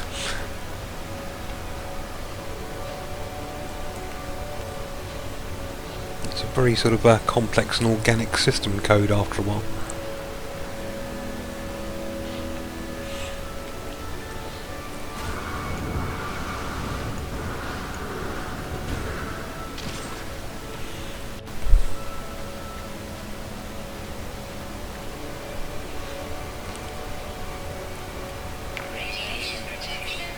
It's a lot more Minecrafty planet nomads, but as Alan has the alpha, and I've just seen a few little vids, I shall definitely let him answer your question there.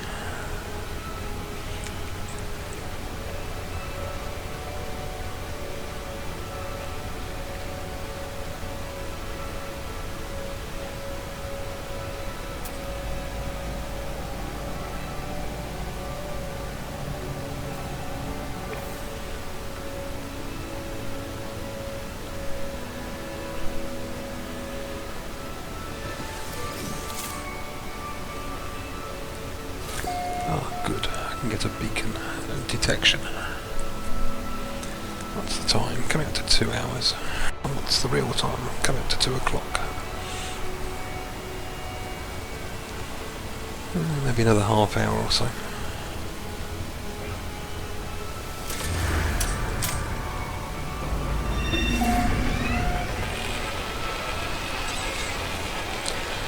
I might have a small change of pace tonight if I stream. Thinking I might install Banished again. Haven't played that for a while. Though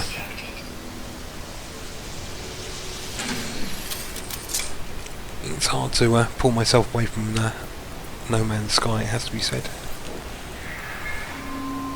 But Banished will probably work depending on how much mead I drink. It's a little bit more forgiving.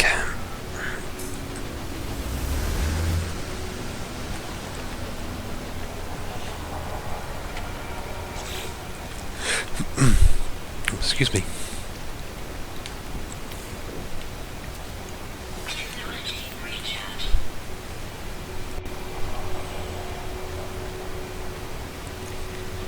Yeah, have a definite look at this operations centre.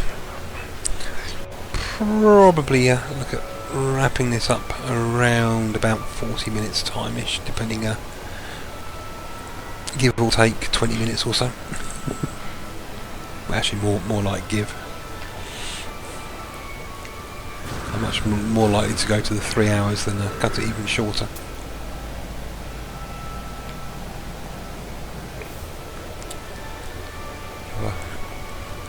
wander in the sun, get me vitamin D levels up, get a bit of exercise.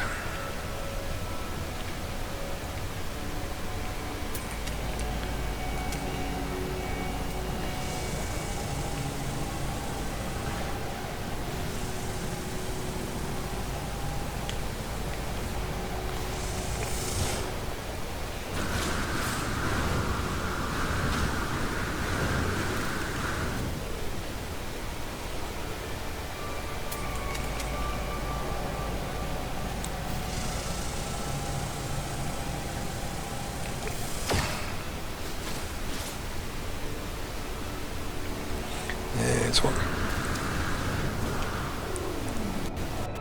You're a little bit different.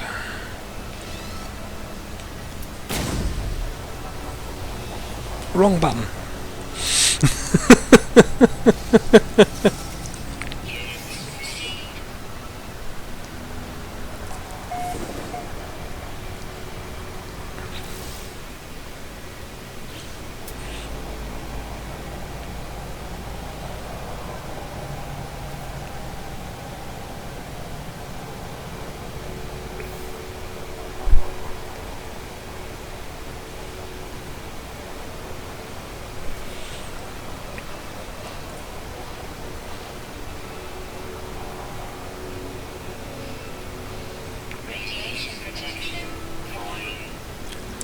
I have to say that. Well, procedural generation has been with us for quite a long time.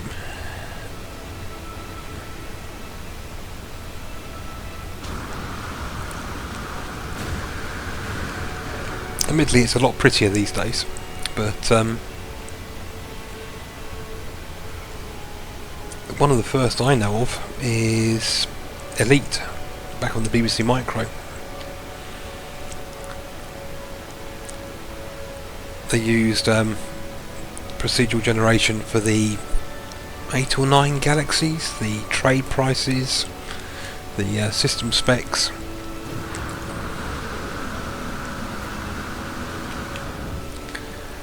Then you've got things like your NetHack and add-on. Your roguelikes tend to use procedurally generated levels.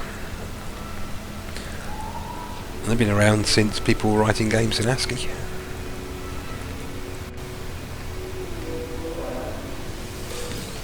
But yeah, they're a lot more complicated, complex procedural generation these days.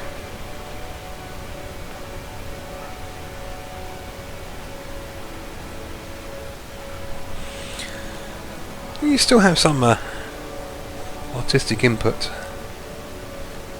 I mean, there's still models and so forth, the individual components, props, resources, individual components of plants such as this, that are then stitched together by the computer. Fractal generation for landscape, so the algorithmic appearance of the land, yes. Where previously the land would have been crafted, as you say, by artists.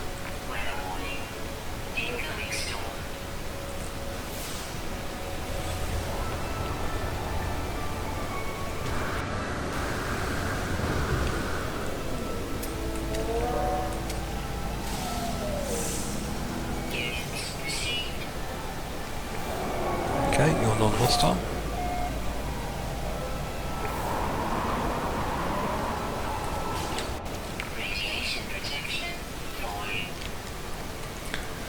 Then you've got the iconography as well.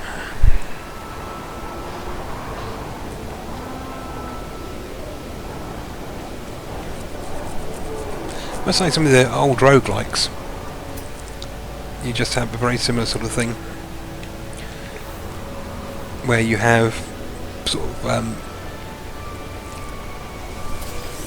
you might have sort of Lego pieces. You think back to Diablo, the first Diablo and Diablo 2. They were predominantly individual jigsaw pieces that were stitched together by a procedural generation algorithm to produce the levels. Certain areas were sort of nailed in place and then grown from, but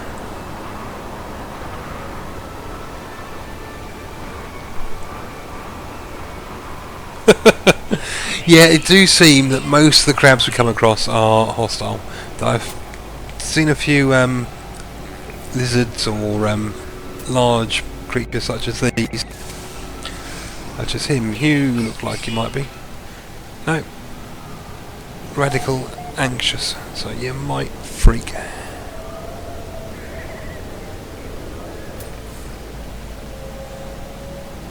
Fanback boar, well named that one.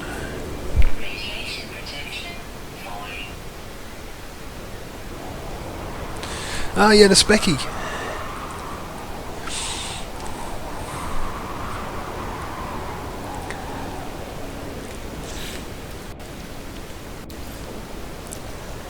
Yeah, something I kind of wish I'd got into, sort of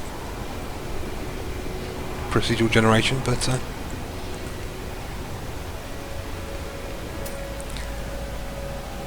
I'm a little bit more sort of, it doesn't really come into much call into sort of business software.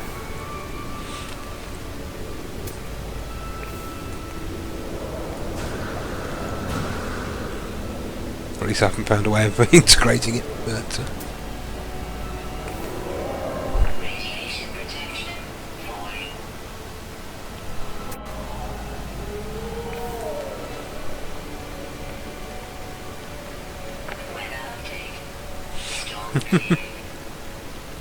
it does seem like that. Alan, where it's being deliberately trolled by the gentle stuff is the most gentlest looking things could be the most harmful. You've probably seen that clip of the nightmare teddy bear. Come on, you're really close by, little beasties. Don't despawn. There we go.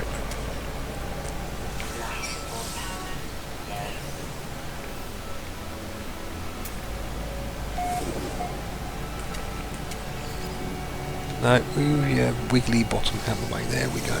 Let's get your subspecies.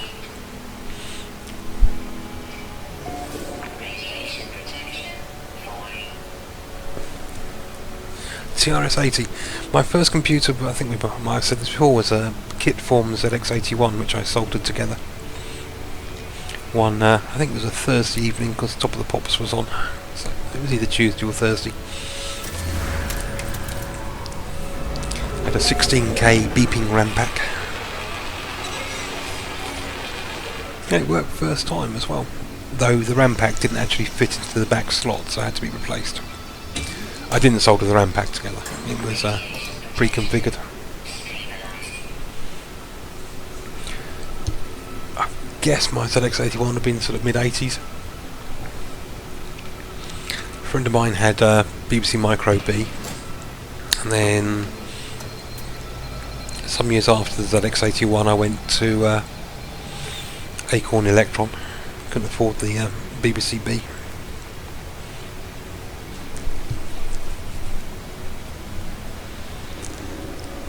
Remember typing in, I think the first thing I wrote was in ZX81 Basic was a little skiing slalom game to go between the flags.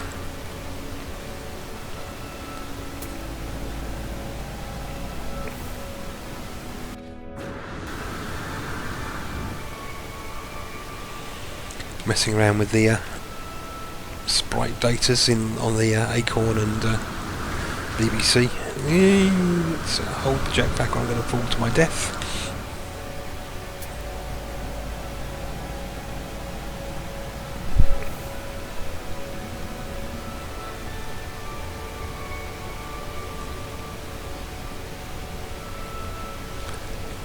Using data statements to play music.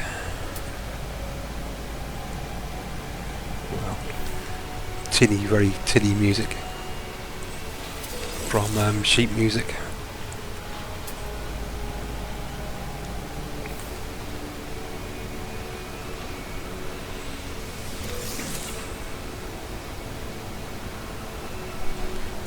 And I had what was after the Acorn? I think that was Commodore 64.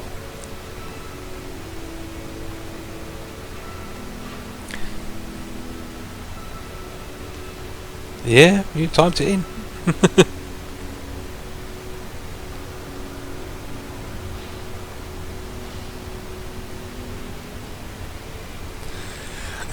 Eighteen 18 quadrillion system in the 1K ZX Spectrum.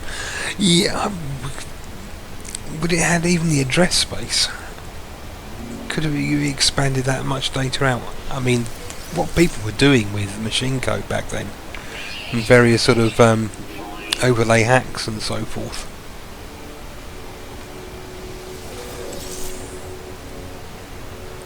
It's amazing.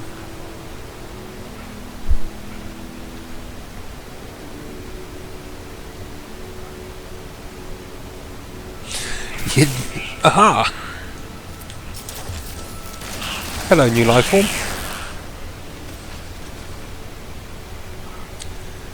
Yeah, you're a sort of star mole nosed.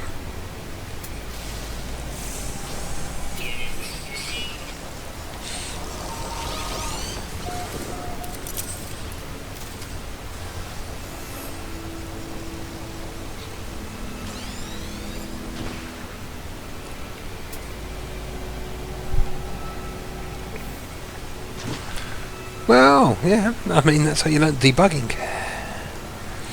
Finding the typo.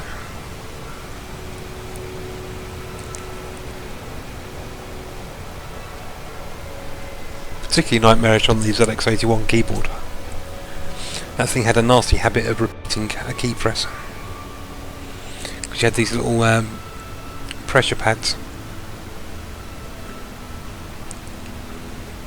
So every now and again it would do like a dozen of a character, and then you'd carefully try and delete it, and then it would delete 20 characters. So maybe I didn't solder it quite together perfectly, but on the whole it ran fairly well.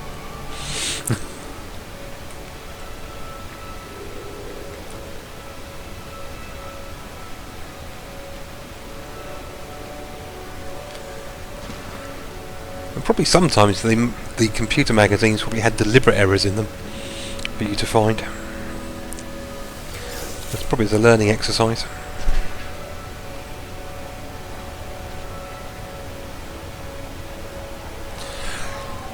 Yeah, I mean, you do have things like Game Maker Studio and Unity.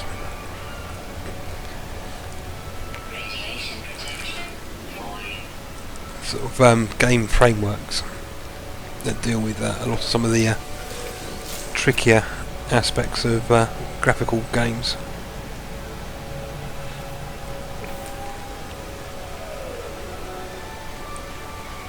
Because like Game Maker Studio still use sprites. I mean, you could do your sort of old shoot 'em ups and so forth with that relatively easy. Watched a few of Quill 18's. He has a channel, Quill 18 Creates, where he's working in Unity and sort of showing development of a computer game from sort of first principles. Though, there's some. I mean, it is a beginner's tutorial, so there is some excuse for some of his cringing code smells. Like if true, if x equals true. But it's there to sort of point out to people that have never done any C#. I mean, sort of really low level coding, but oh my goodness, it things like that make me shudder.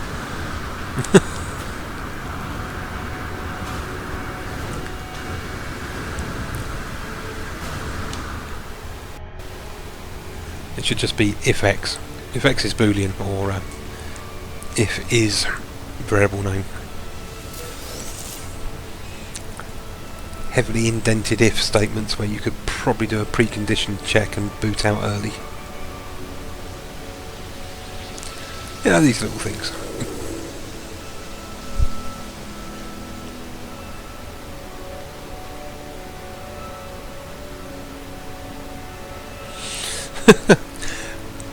Well, I mean, this planet had fairly early on had very canyon-like areas. No, it was the last planet. It was very canyony. if that's even a word.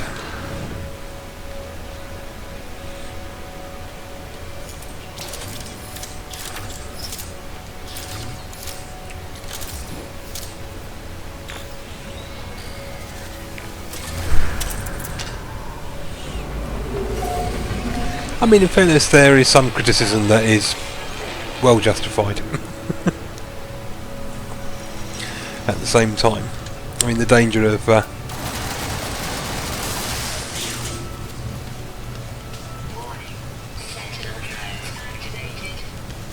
having too many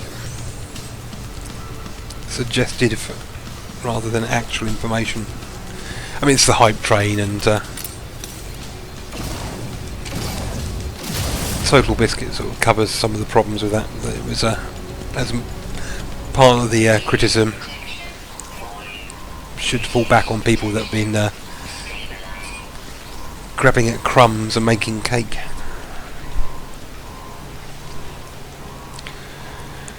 Enemy pathetic beak doomed.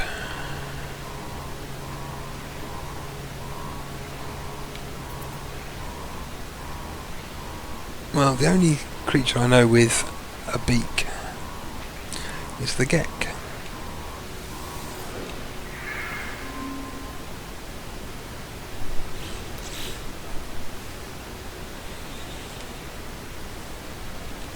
Yay! Another already known blueprint. Woohoo!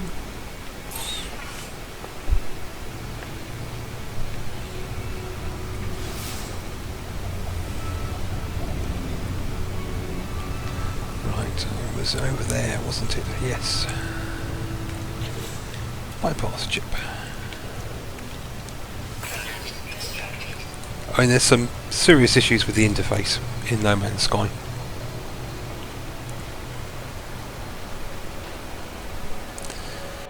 Ship classes are practically non-existent.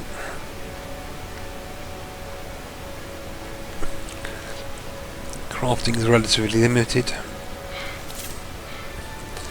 As we've seen,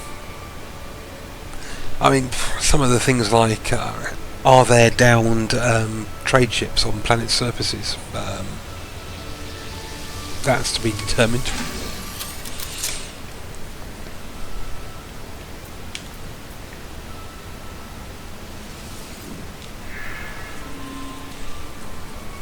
Trading is, on the surface, apparently pretty simplistic to its point of almost irrelevance.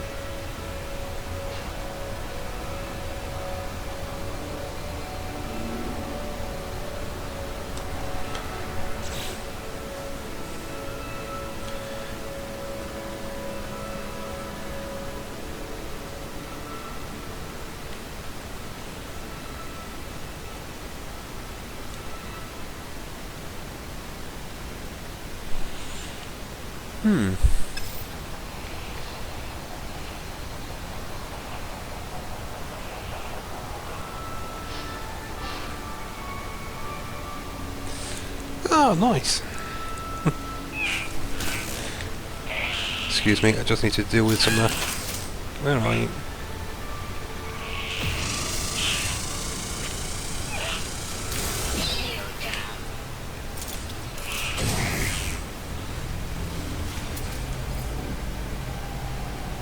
Whew. Right, must pay attention to potential hostile life forms. Right, I need a shield upgrade. Have we got any? It's me reading reading stuff about gaming and so forth.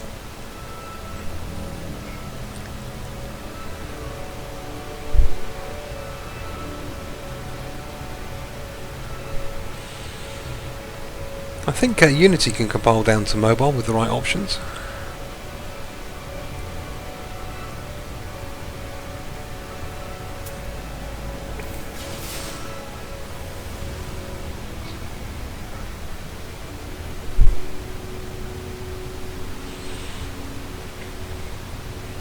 a game maker studio can as well. That's a bit more VBE in syntax. Though C Sharp's pretty straightforward to get into, it has to be said. Particularly if you've done any Java or C++.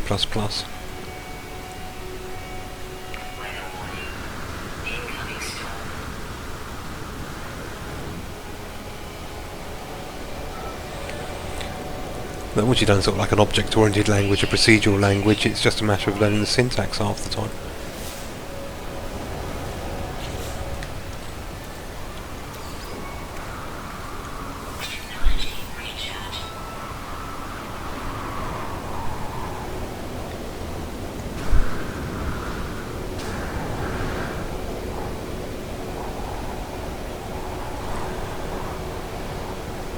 Oh wow, guys.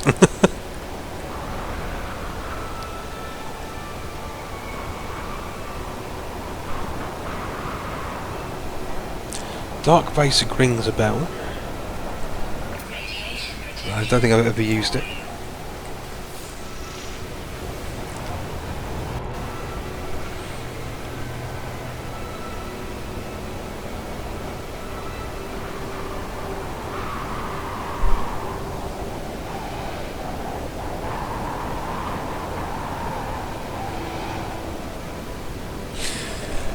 That's fair enough.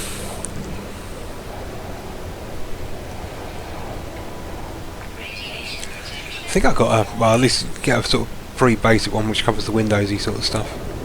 But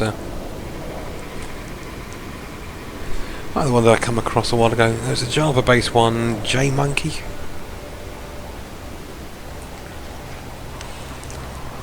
It should be able to do stuff in Android.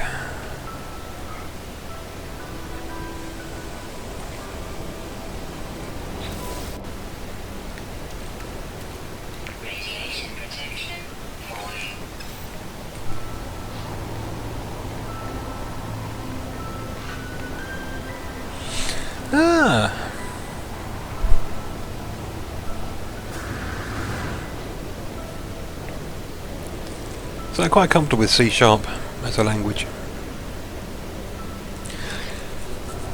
It's sort of the job area I'm looking into getting into after, well, approaching a 2-year hiatus. So predominantly I was Lotus Script VB, with just a smattering of C# in my previous employment before I left. And I've been picking up ASP.NET MVC pattern. C#, read a bit about JavaScript as well. So I can kind of read JavaScript. I'm not really competent in coding in it, but it wouldn't take me long to get into.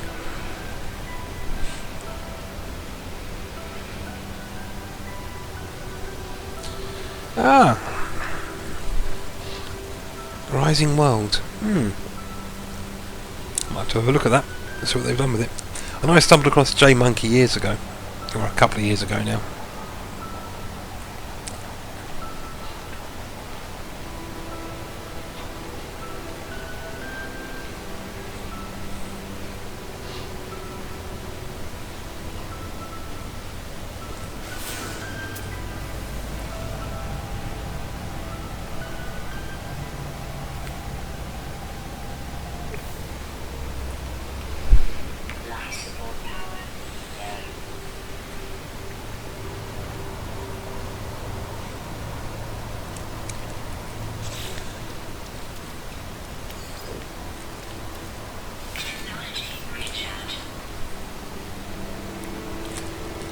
I had a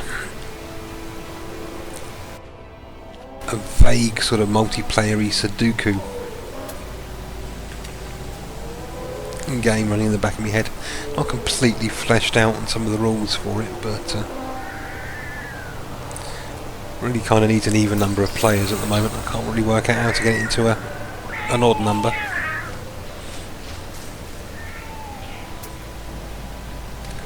I was thinking about maybe whipping that up, but again, not quite firmed up on the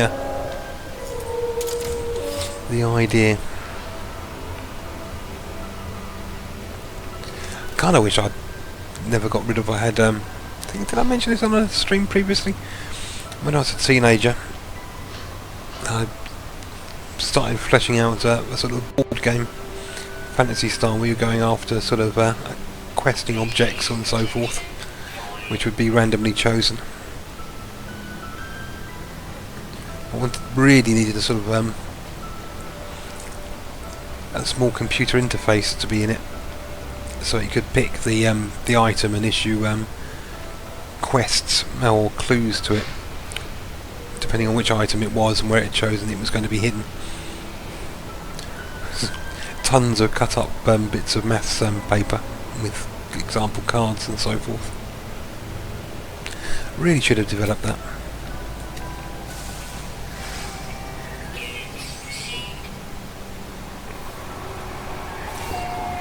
You're fun. You're a winged snortle.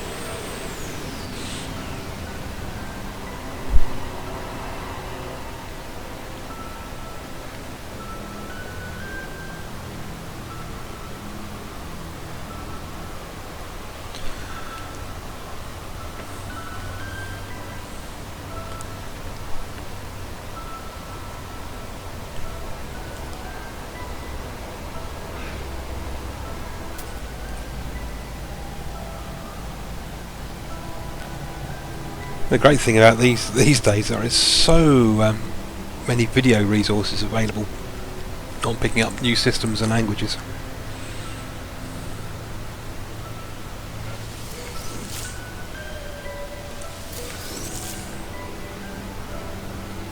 Be that video or blogs or whatever.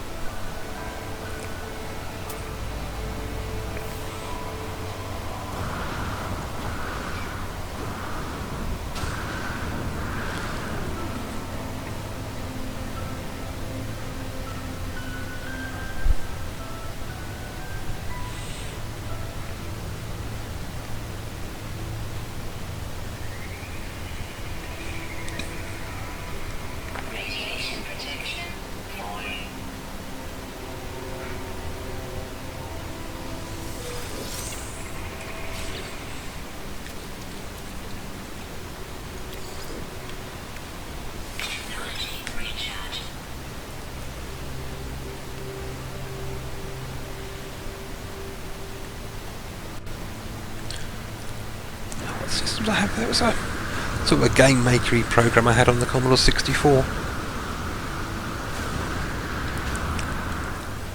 Did a duck shoot sort of program. So you had like a shotgun, left and right mouse button for each barrel. Though as I couldn't draw ducks, I drew a banana. So it was banana shoot.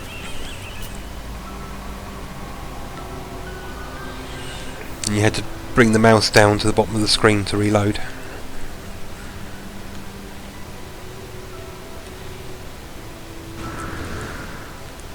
The banana would fly on a random angle from either randomly chosen from the left or the right hand side of the screen. That's kind of fun. But nothing like your terrain generator. Blimey.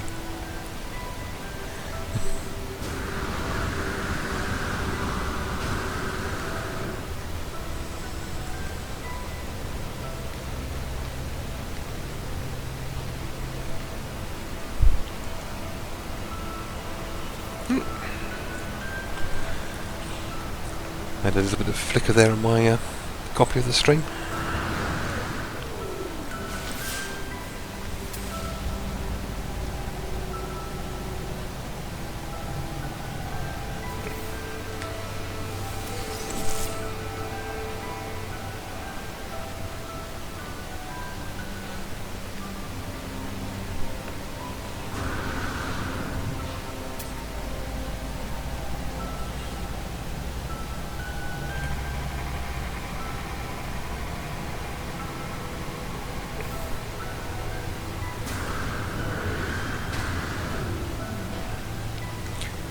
Yeah, I might have to call this Rainbow Hills.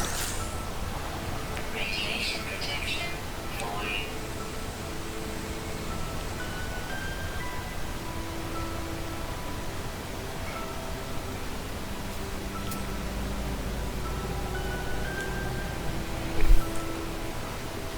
My goodness.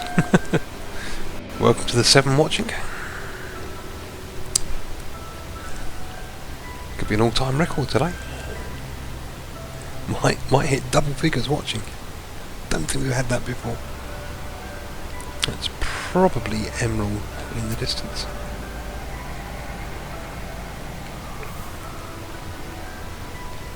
Not emerald, iridium from the shape. We've all snagged the language pod though. Thanks for popping by, Alan. That's very interesting info you've been handing out there. Hope to see you soon. Enjoy the rest of your day.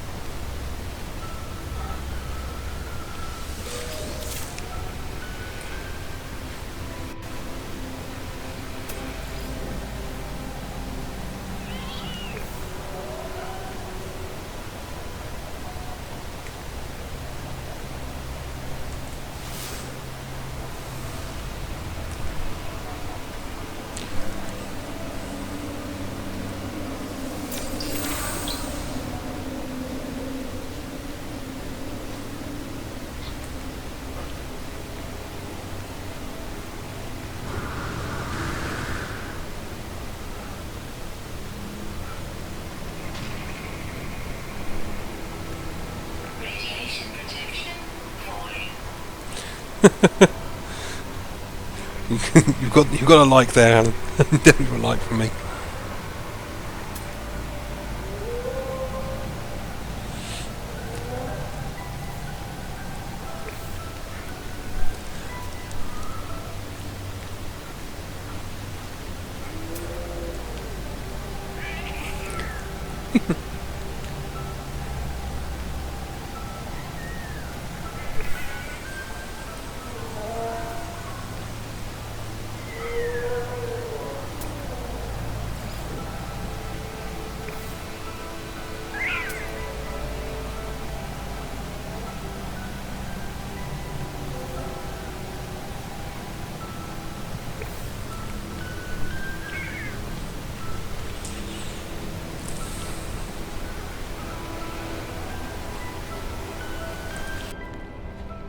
Tree. I don't really need ruins. Yes, I think get the operations centre, check its blueprint, and that'll probably be quite a good wrapping up point, at least for this session. But might be doing something a little bit different tonight. We'll see how the mead takes me. But I'm kind of tempted to pop Banished in for a little bit more of a relaxed one, which we'll see. Probably end up playing No Man's Sky anyhow.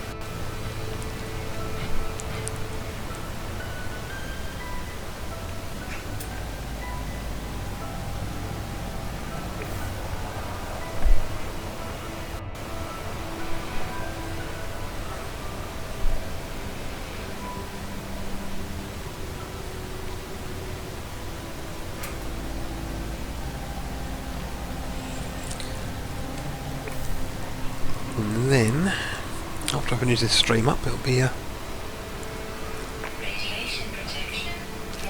hour and a half, 2-hour walk in the glorious sunny weather.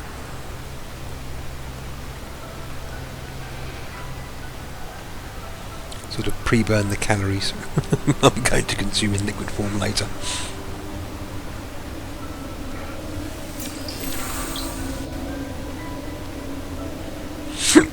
Excuse me.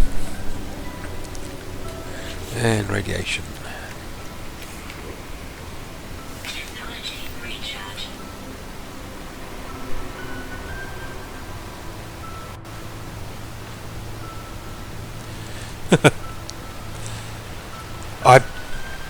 Yeah, that's the problem with the stream delay. I should have dived across to the keyboard and typed it. I'm still not used to the stream lag. Sort of time travelling.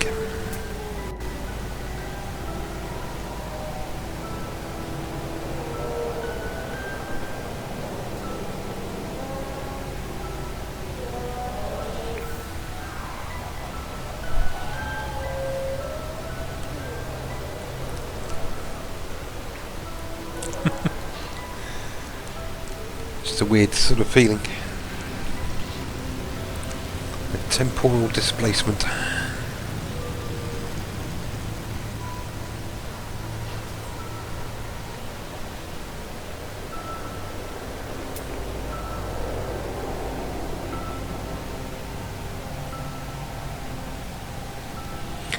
So I was watching it was it Christopher Rod? A sort of Portal-esque sort of game. He was given to showcase called was it Turing Test?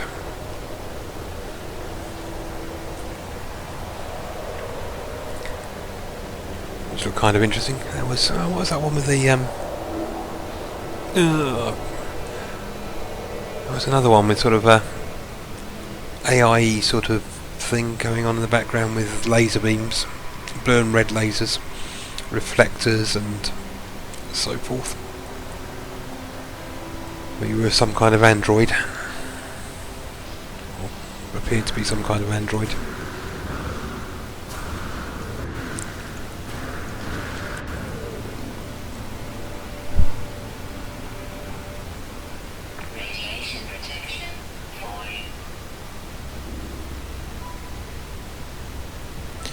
Yes, prickled. That was it. Well, prickly. I mean, yeah, it would have probably objected to the first one. Spike, I'm trying to work out why it doesn't like.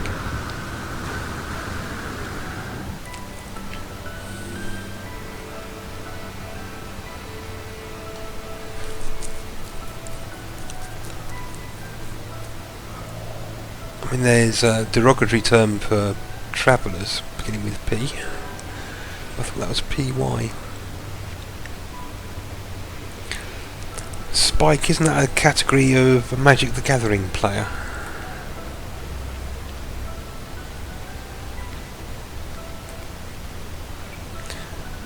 I'm probably not going to bother Urban Dictionary Spike to find out exactly why.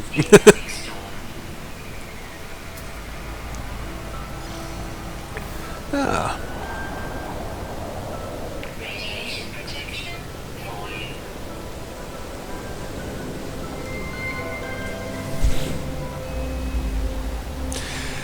Yeah, first I was. That's reasonable enough, I suppose, but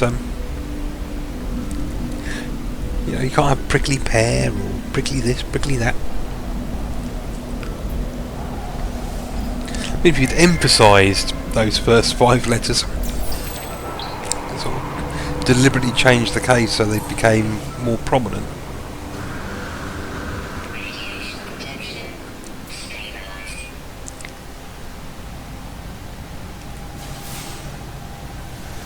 Okay, let's move through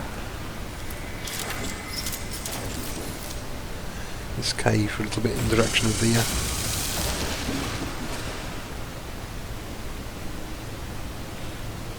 over in that direction.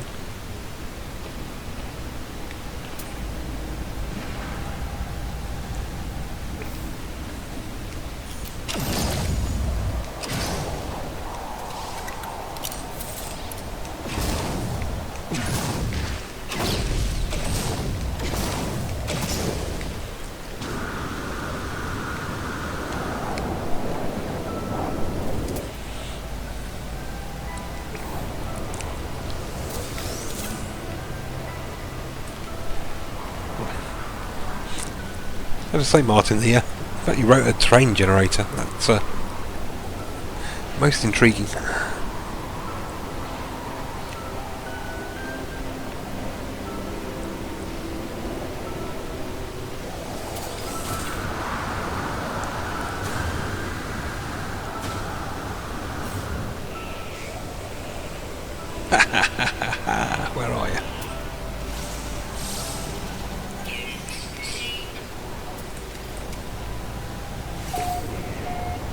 Saw you coming. Right.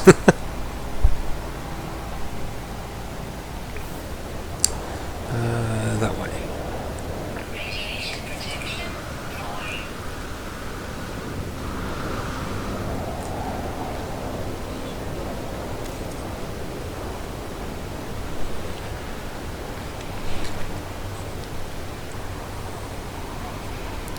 So intrigued on the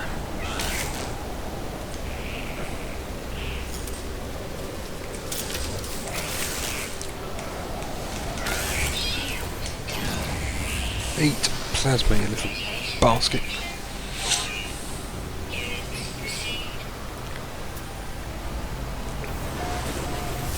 Ouch. They pack a punch. We've got a shield top up. Could be in trouble if we run into another one of those in a minute. I'm trying to think of the sort of how you'd write a train generator now. The functionalities and so forth. We're using some kind of like quadratic sort of thing. Well, probably more complicated than a quadratic equation to sort of determine the terrain. You want something to flow, ideally, so you want it to be somewhat restricted. You wouldn't want Arctic going into blistering desert, really. Would you progress from plains directly to mountains, or I suppose you could, that would be a cliff then.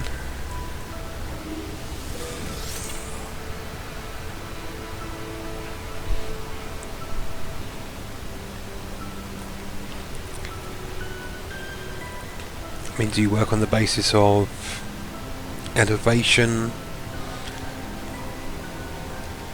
temperature, rainfall, or precipitation? Probably the better choice of word there.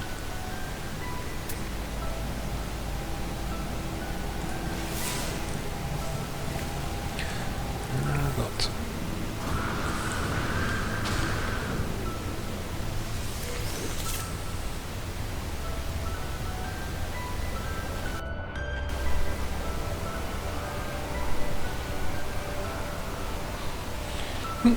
maybe it was in multiple times, we're down to 3 now.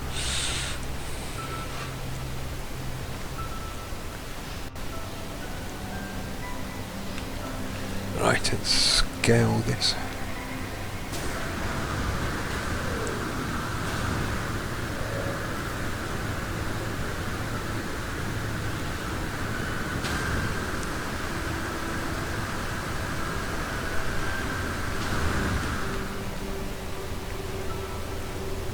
Don't know if you've looked into Dwarf Fortress at all, Martin. If you want crazy procedural generation, that's definitely one to have a look at. That's a crazy genius.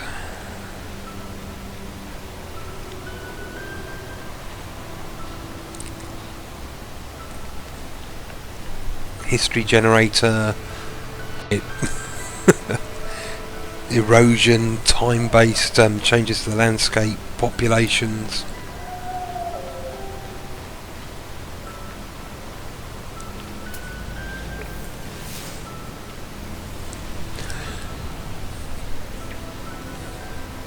Yeah, Dwarf Fortress, Slave to Armok.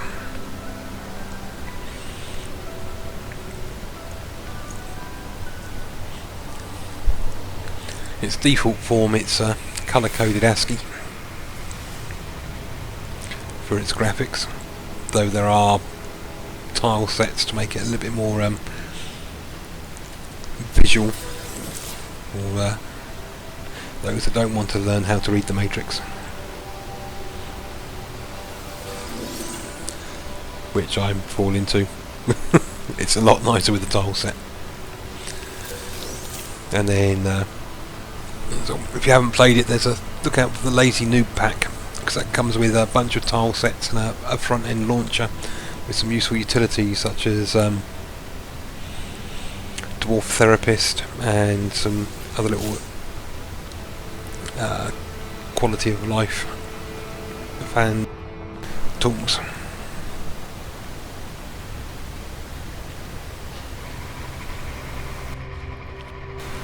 But Toady, his name is, gave up his career and it's basically turned to making this out of a sheer passion and living off the very generous contributions of the people that support him through a sort of patron-like donations.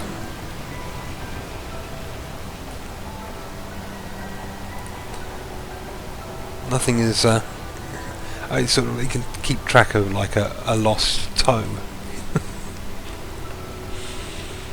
It's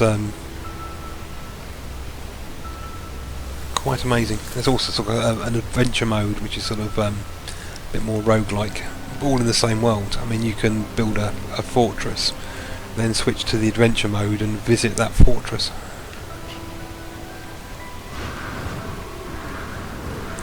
There's a few people that stream it out there. Quill 18's got one on the go at the moment. I do enjoy his videos.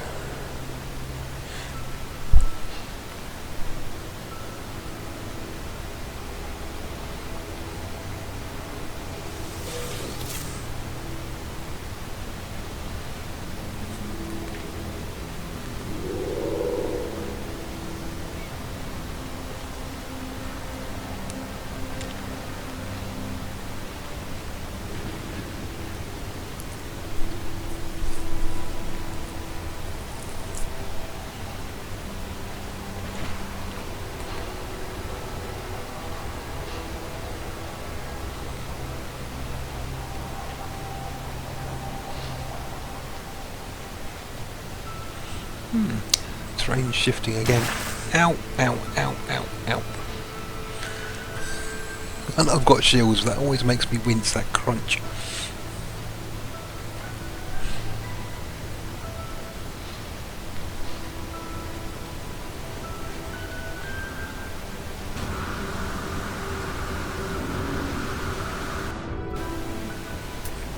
And then a live sweep for a little while.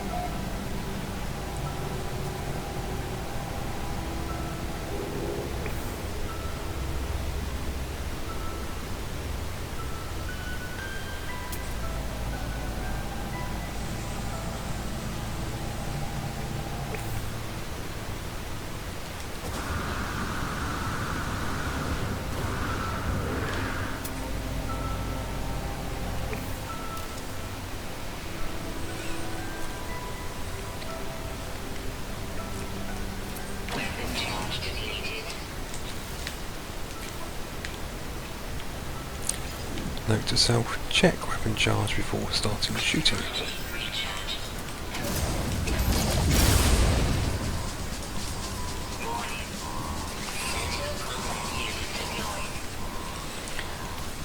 Alright, let's make sure I'm fully charged up for the next session.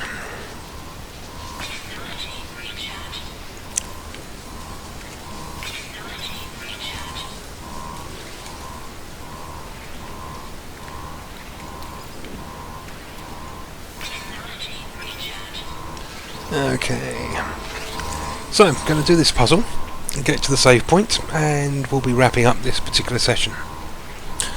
Gra, pathetic interloper, honourable warning.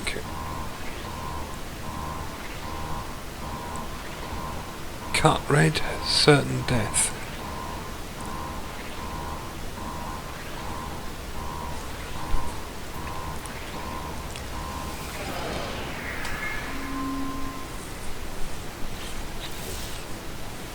Yay for a pre-existing template. Okay, so I'm just going to move around to the save point. As day is broken, or dawn has broken. Day has broken. Dawn has broken would be the better adjective there.